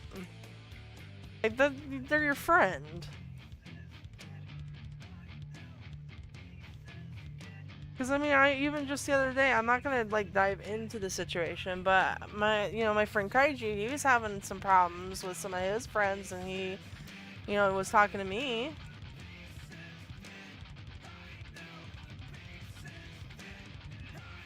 That's what she said was the reason she... Good lord. I don't blame you, Bentley. There ain't much going on. We're just nesting.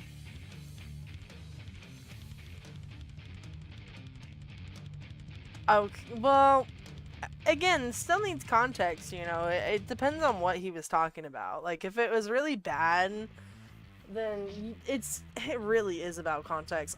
Okay, so I'm kind of one of those people, like I've told you guys before, since I've done, like, moderation and, like, admin work, I am always on two sides of the coin. So, like, I need context and full context to really give opinions on certain things sometimes. And, like, when it comes to a situation like that, I'm just like, yeah, I would really have to know, like, what was going on to even say whether or not, you know, it wasn't enough to cry over. You know, like, because I can't just determine that just based off what you said. You gotta get that context, but I'm not asking for that context. I'm just saying that, like, I wouldn't know how to feel about it. We're asking about the song currently. This one is called Hysteria.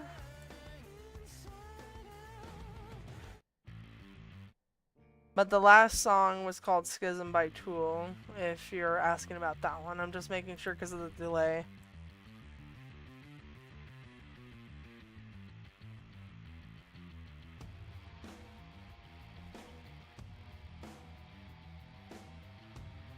It's something that happened on... Oh, okay, then... Yeah. Then, I mean, if it's something that happened on a video game and it wasn't, like, horrible, like maybe something died, I would have probably been like, yeah, okay, why are you crying? But, like, if it was something, like, happened to your friend, like, something real life, like, you know, like, okay, the situations that I feel like, you know, are really meant for, you know, hearing somebody out is something that's life-altering. Like, you know, losing friends, or having something happen in real life, or, you know, like, yeah, it depends on what it is.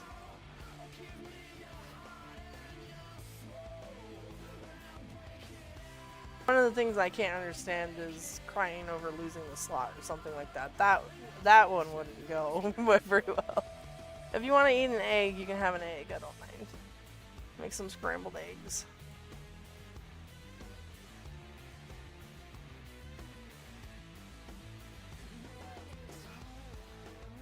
Yeah, okay, so the one that you're wanting is called Schism. It's SCHISM. Because I know schism's a little bit of a weird word, so...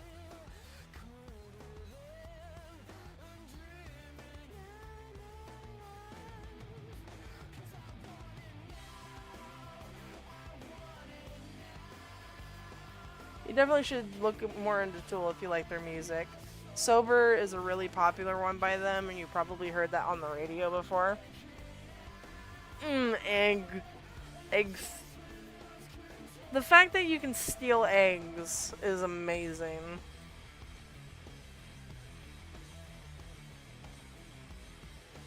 You know, not gonna lie, I should charge you like 25 bucks for that egg. That's probably the going price. An egg that big. No, that's like gold. That egg, like, realistically, if you like compared it to a Jeff, that egg would be worth like frickin' $500, $600 because of how just the sheer size of it. It's bigger than a person. Wait a minute, you know what? Why not let us do some fun math? So the highest I've seen the eggs go here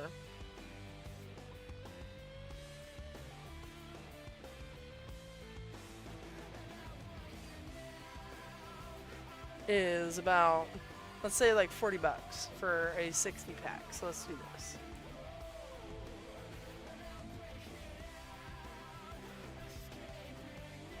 Okay, so it gives me that. It's about 66 cents an egg. About 67. I would say 67 cents an egg. Let's just round it up.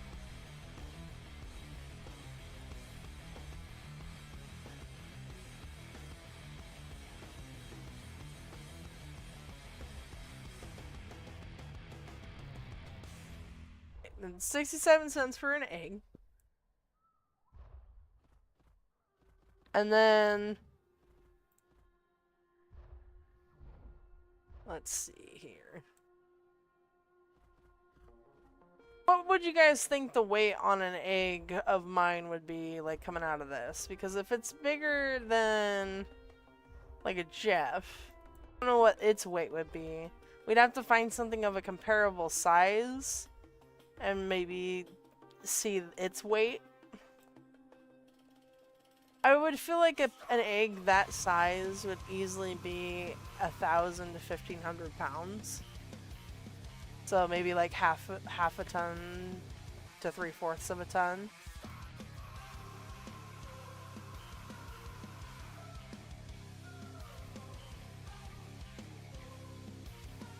I feel like that's a reasonable estimation. Well, no, because you got to think about it in the retrospect that egg is bigger than a Jeff, and a Jeff is supposed to be human size. So that egg is massive. Well, most tier 2s are anywhere between 1,000 to 1,500 pounds, aren't they? Or a little higher or a little lower. They're you know, lower than at least, I think, like 5 to 10K in weight.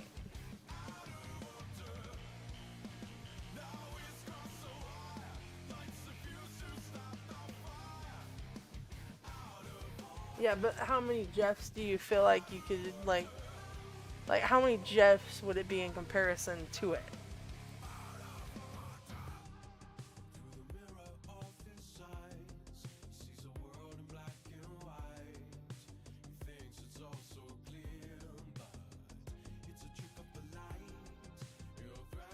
Yeah, so let's just say that egg is probably about 1,500 pounds.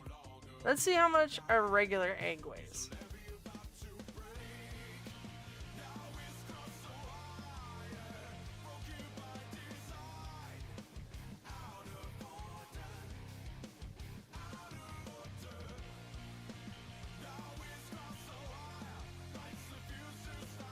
So normally the eggs that I get are the large. They are about, let's see what the,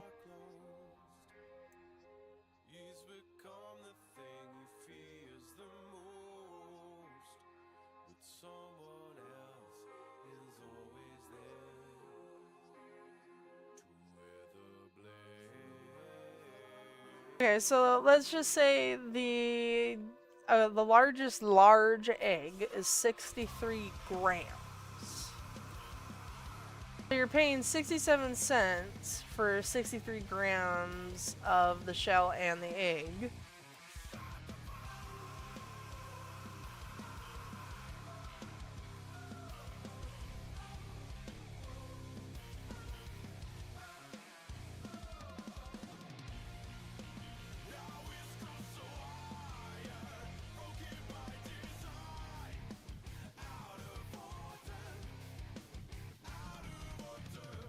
That's gonna be some interesting math.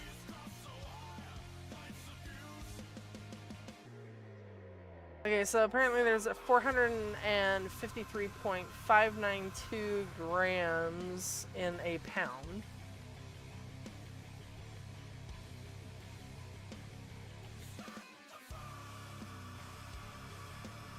We'll just probably do 454 just for the sake of the math.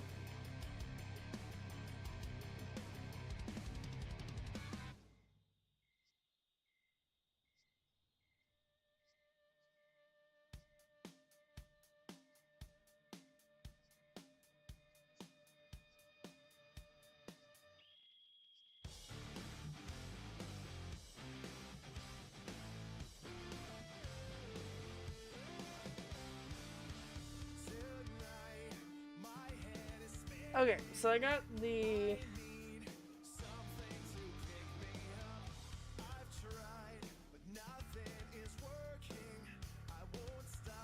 okay, so to get a pound of eggs, it'd be about 7.2 eggs for every pound of egg that you would get, which is about $4.29.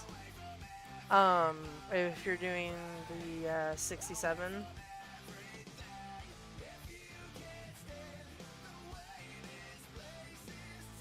Yeah, 67 cents per egg. So it's $4.29 a pound of eggs. So if we do some quick maths,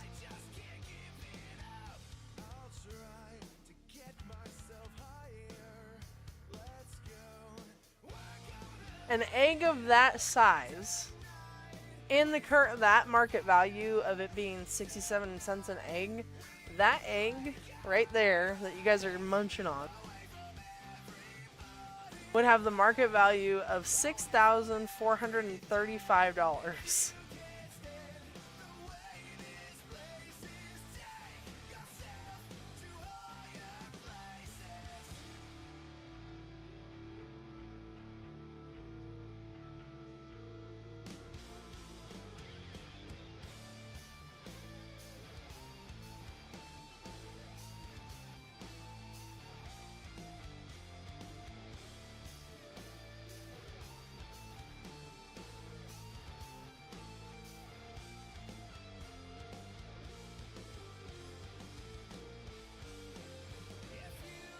I'm just over here doing math for how much it would be for an egg that size to cost in today's market value. Is so dumb.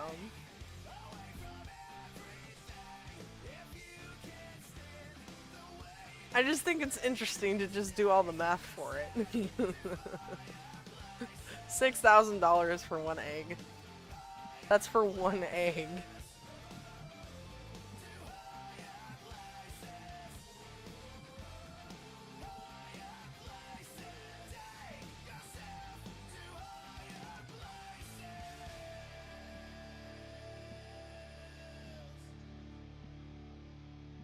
I'm not gonna lie, that kind of be a funny video idea. What would be the current market value for an egg?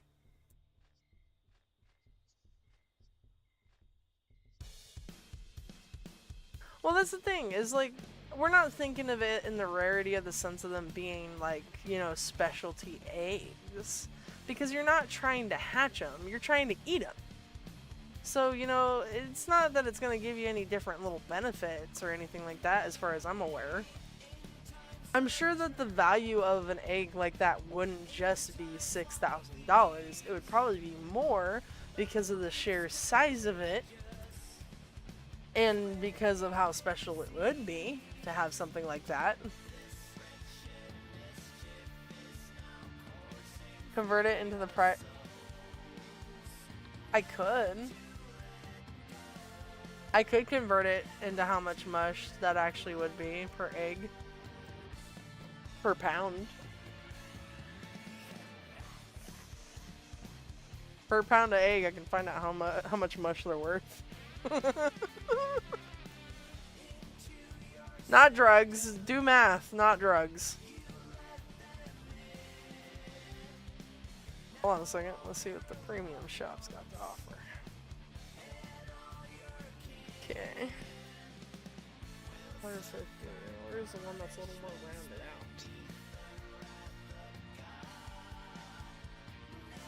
Okay. So I'm gonna have to do some more math here.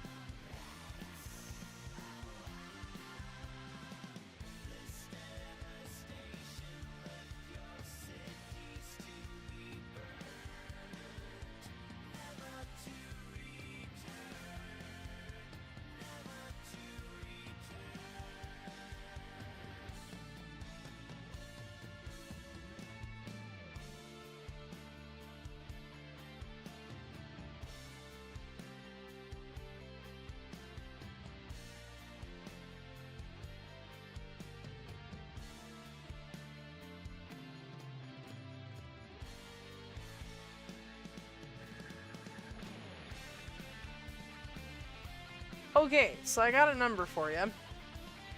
So what I did is I basically just rounded it up on both sides, where basically since 120 mush is worth 39 and you can get 80 Robux for $1, you know, as you're not gonna be able, like, I could do the specific math into it and get the actual, like, you know, like the little bits, but I'm just rounding it up at this point, so I'm just gonna pretend that the 120 is 40 mush. So technically, you know, for $1, it's 240 mush per dollar, about. Not minding the excess Robux that you may get over time, which that, you know, that still has some buying power, but you would have to do it, you would have to buy that Robux about, you know, you'd have to buy it a lot. So, yeah. Anyways, so if we were to take 240, which is the amount of mush you would get for $1, and since the dollar amount that we put on the egg is 6,435, we just have to times the 240 by that 6,000.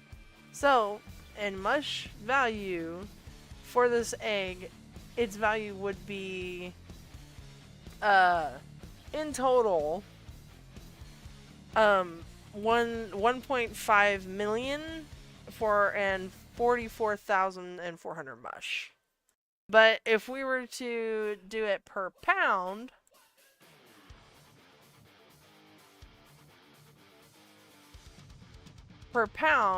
it's worth 1,000 and about 30 mush.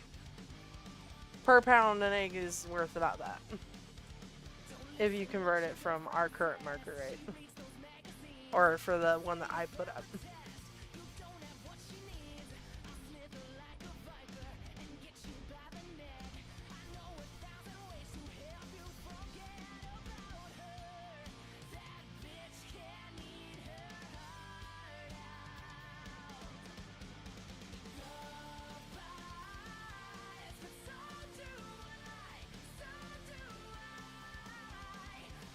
You'll head to bed? Alright, Meteor. I'll see you later. Sorry if I'm doing my math making people head hurt, because I'm like, math ain't super hard for me. It's just doing the concept all in my head and figuring the process out and being like, okay, I can go from this, this, and this, and then be like, okay, there's this, and then just do that. Like, I'm not trying to be super accurate either with my numbers, so it's like, that's why I'm rounding up. Only playing first person, that'd be hell. It's very interesting.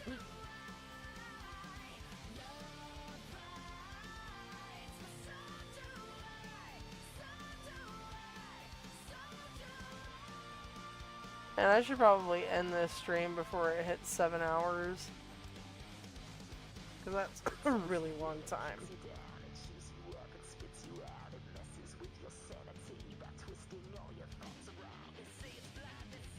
Well, math was one of my more proficient things that I could do. It's just when I was in school doing math, I was not the best at it, because whenever they asked me to show me my work, I would not do the work the way that they wanted it, so they would get upset that you're like, oh, you're not doing it the way that I told you to do it. And I'm just like, well, I'm sorry, but this is the way that makes sense to me.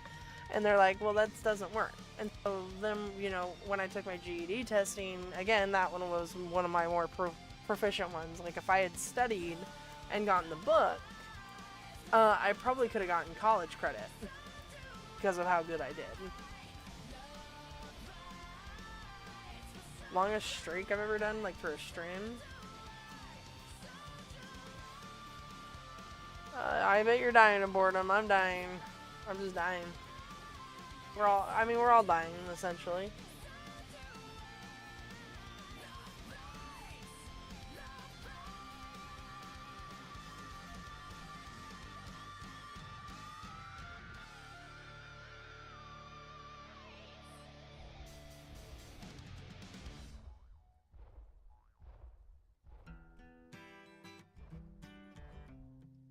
recently rejoined. Hello, Metal. Nice to see you.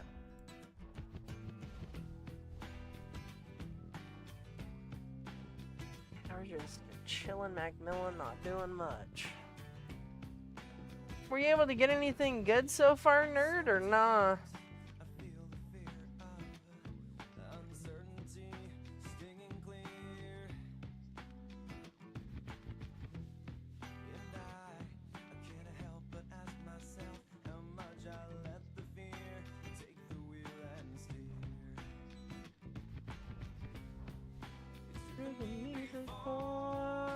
Seems to have a vague haunting appeal. I'm beginning to find that I should be the one behind the wheel. Whatever tomorrow brings, I'll be there. I can rate your area skin, sure. Yeah, teachers overcomplicating stuff has always been kind of the bane of my existence, because I'm like, if I'm doing the work and I'm getting the right answer, what's the problem? They just choose to make it a problem because I'm not doing it their way. So I'm just like, whatever. You know, I mean, that's also the thing, I didn't do my homework either. all my time was spent on the aisle.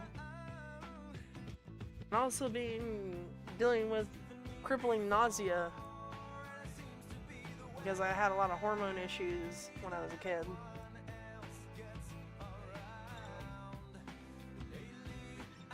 That's actually why I dropped out of high school too. Is that and like the environment just wasn't for me. Then I tried online schooling, and then I didn't do that great in that one because you could basically look up all the answers in the online schooling, so it wasn't difficult for me because they're like, oh, you always did great, and I'm like, yeah, You could basically look up the answers because it was that easy.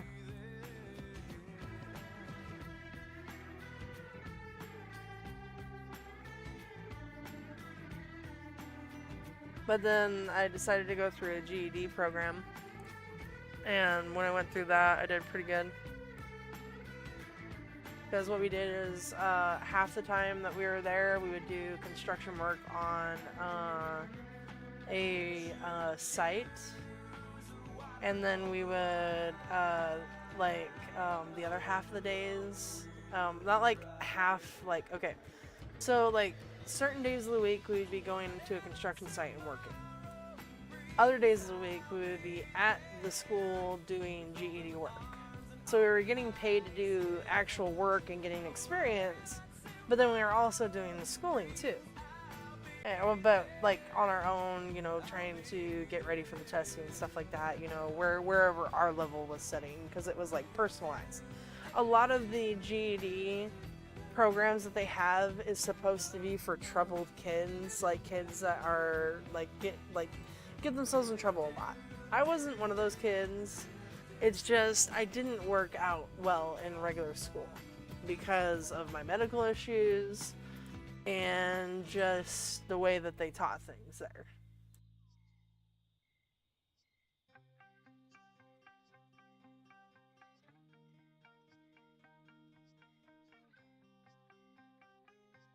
Like, I worked out for a good few years. Like, I mean, I did public school for the majority of my life. Like, all the way up until, I want to say, it was start of either, like I said before, it was either a sophomore or a junior year of high school.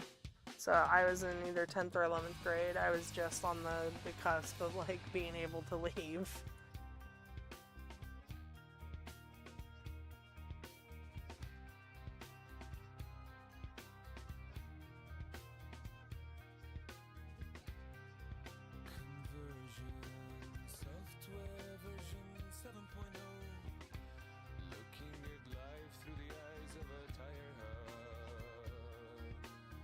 I've always had some issue with like the nausea stuff, and that came back after having COVID so many times.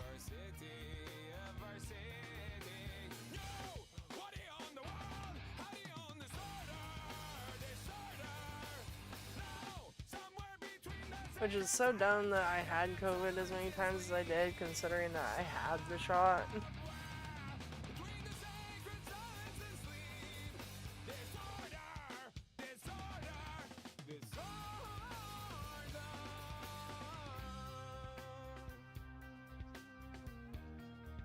But I'm pretty sure you're supposed to get the booster or whatever, but I don't think I ever did.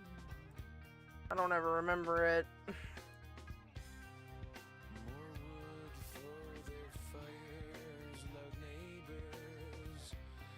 The only real reason why I did it was because I knew eventually the jobs around me in the area were probably going to be requiring it. And that job was supposed to be, like, it made me good money, but not enough. And so I was, you know, obviously looking at other kinds of work and stuff like that. And it also, like, you know, it was easier at the time to get the vaccine for them, because obviously I was working for people that were doing the vaccine. So this one's called Toxicity by System of a Down. So it was a lot easier to get the shot for me because, like, I could wait until the end of the day when everybody was gone, and if there was anything extra, they could just get me done right there, and that's what I ended up doing. And so I did that, and then I told them, okay, then we'll have to figure out in, like, the next whatever, how many weeks or a week or whatever, to do the second one, because I did Moderna.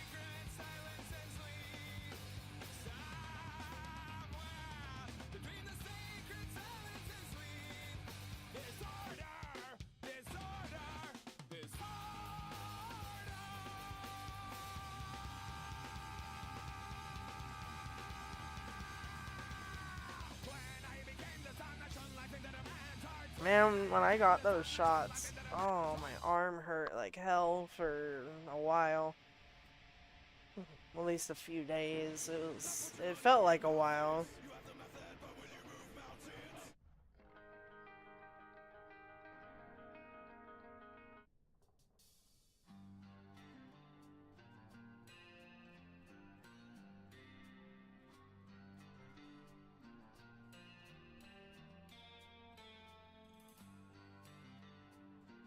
I guess you can if you're eating it.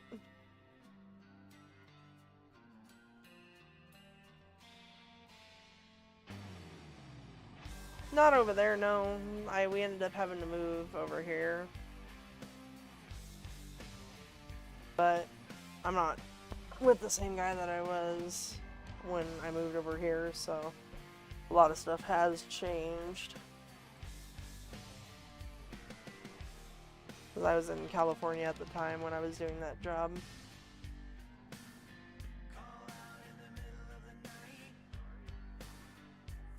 What job that I actually wanted, and what I was potentially going to be getting if I could have had, you know, what's the word for it? Like, the problem is like, they wanted me to go to, like, LA. And where I was living at the time, it would have been an insane drive, and I couldn't afford with what they were just paying me to make my bills, pay my gas until I could get paid again when they pay me for that gas. Because they would pay you back for it, it's just you'd have to wait until your paycheck. And I'm like, I can't wait that long. Like, you guys aren't giving me enough, you know, work to make that work. So I can't go all the way to LA.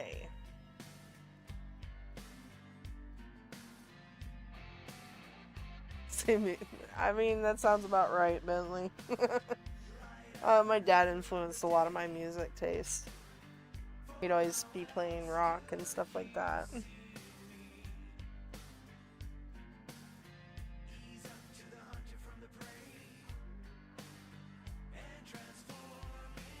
But what I was trying to say was the one job that I did want, and that I was going to be going up for him, and the reason why I couldn't get it was because they wanted me to go all the way to LA, and I was just like, no, that can't happen. And they were starting to move over there, and I was living central California, like really smack dab in the middle out of nowhere. And so it was really hard to do that, to do that drive. Because I mean, I would have done it, you know, if I had more work to do out there, like if I was consistently having to do work. But if I consistently had to do work out in LA, I would have probably been asking them for them to comp me a hotel for the week that I'm gonna be there. Because yeah, I couldn't do that. Because I mean, the only thing I was doing was data entry. I mean, that's, you know, that's... but the thing is I was doing more than just the data entry. I was making it a lot easier for managers and the site managers and like the regional managers to be able to organize their stuff and to keep track of people making mistakes, as well as, you know, just generally making sure that the paperwork that we're entering in is filled out correctly. So what I would end up doing is, you know, because towards the beginning of it, I was on the floor just like everybody else. But towards the end of my time there, I was working more on entering in the paperwork into, I was entering the paperwork into a system called Healthy Futures, which has basically essentially everybody's vaccine data from like when they were babies. It's from every single doctor. It's like a whole, you know, it's like a whole thing that almost every doctor in the entire country uses to record like vaccination records and stuff like that.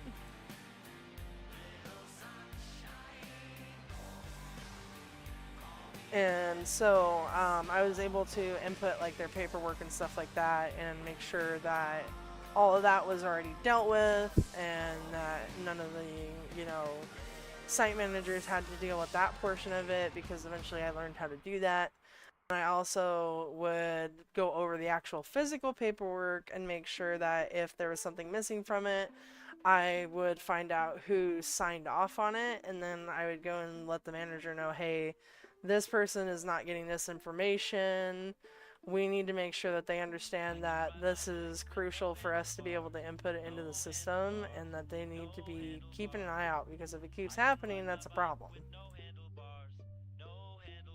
And so I was doing kind of more managerial type stuff, helping them out in that way, and I had talked to the regional manager there, and I told him that, yeah, I'd be interested in potentially, you know, becoming like a site manager. You know, that'd be cool. I mean, that's, you know, if we can get the opportunity. And he was more than happy to put a word in for me. And I'm talking regional manager, like, I mean, he's the big boy of the area. So I'm like, you know, I was hoping to hear more about it, but when they were starting to ask me to go to LA, I was just like, I can't do that. It's too far.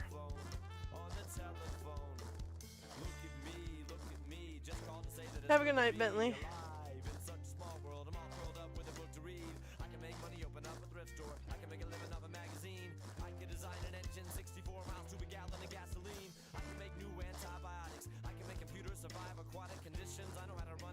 Oh my god, it said 7 hours. Lord almighty. Did Nerd ever reply? Because I swear I don't think I saw...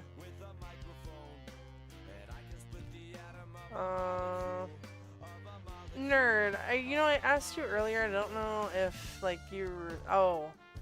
Yep. Oh, I see it now. Max Stam twice. Bruh. Okay. Yeah, I was, like, trying to remember if you had answered that question or not, but then I was like, oh, I didn't even read it. I'm so bad with the chat. Yeah, I was just like, that's just way too far for me to go. And, you know, if they had wanted me to be a site manager out there, and they were going to give me, you know, full-on weeks to be out there, I would have taken it. In a heartbeat, because I know I would have been paid a hell of a lot more, and that would have been way better than what I even got, because there I was just getting 20 an hour. I wouldn't have mind getting more than 20 an hour. 20 an hour was great in of itself.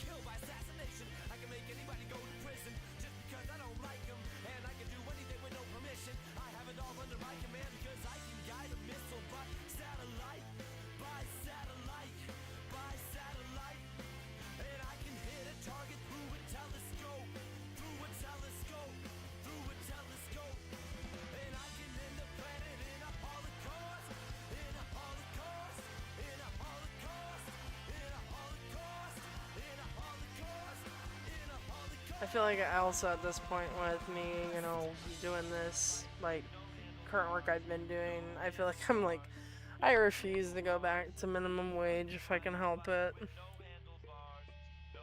Because I've been trying to consistently work above 20 an hour.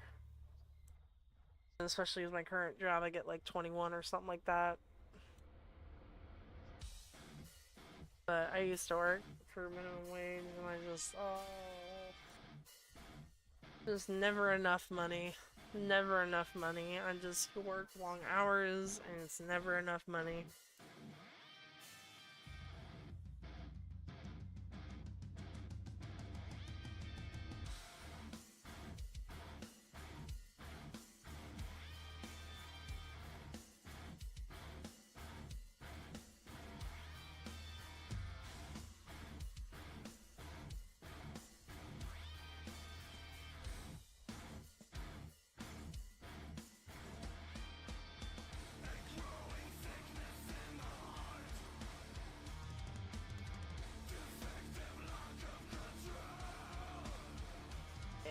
Yeah, I would like to, you know, find a job that would pay me a bit more. Oh, Marceline, I don't make really much. Like, I know that I get donations every here and there, but it's not substantial, really. It is very much appreciated when it does come in, but like, especially like super chats, those accrue in an account, and I can't take that out until it hits like $100, which I mean, hey, that's cool, you know, an extra $100, but that's like, I get that $100 maybe once in a year, at most, and then anything extra, like, I've maybe probably at least this year gotten like maybe 200, 300 in extra, maybe donations on stream. I don't know if that's like, but that's like over the year, and you know, that's not a super substantial amount, you know, but that's still, you know, making something. I feel like if I made more videos and stuff on my YouTube channel, I definitely would be accruing more money with it, but that's the thing, is a lot of these streams and stuff, I really don't make like anything at all. The only time I really make something is when somebody donates, but when it's just, you know, I'm streaming and there's no donations, there's no nothing, I don't make really anything. Because half the time when I'm also playing like copyrighted music, I definitely don't make nothing from those streams.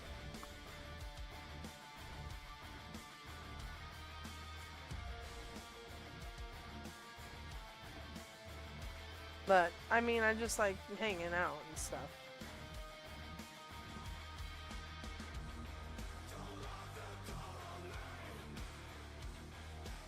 That's also why with the raids, I do the non-copyrighted stuff now, because I want to make sure that I have the ability to, you know, use them for monetization, and then also on top of that, to use them for other recordings.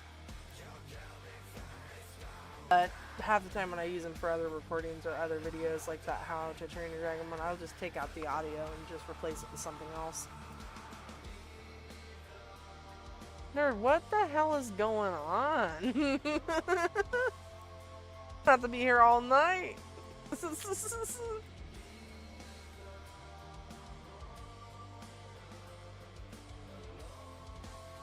Not that I'm complaining, I still gotta repost that one video in like an hour or two. God damn, it is already 1 a.m. Oh man. Oh man. It's 1 a.m. guys.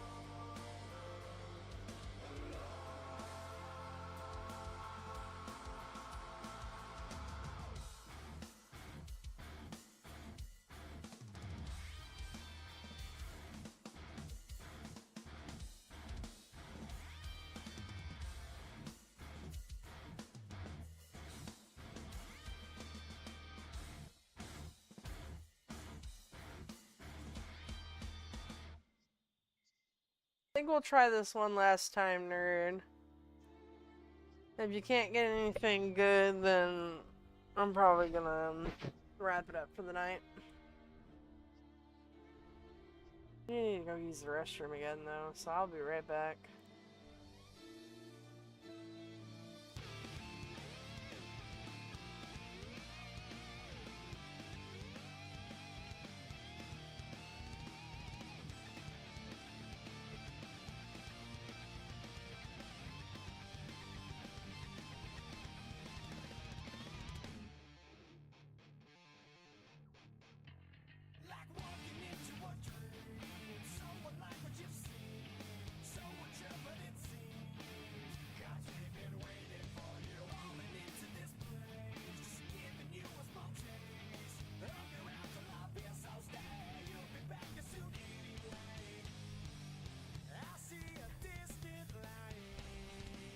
Y'all should hear this. My boyfriend's giving me shit. Here, do it for them. 6 hours of Alcoholics Anonymous just going.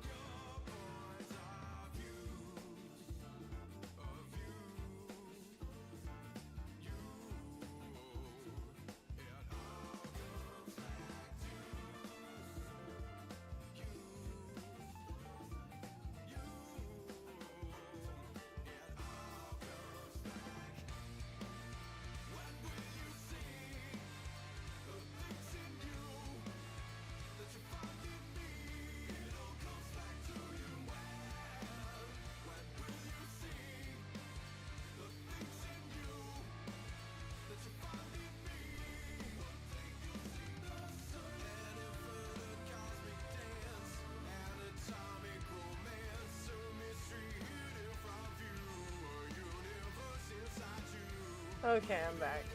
And you know, I can only hope, Marceline, that that's what, you know, can happen someday.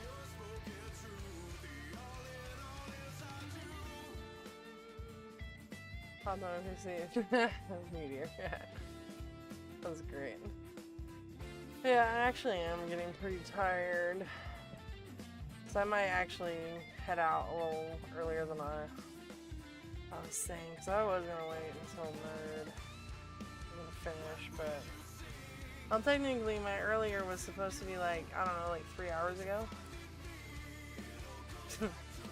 But I'm gonna head off. You guys have a good rest of your night. I'll probably wait until the delay goes before I like say my final goodbye.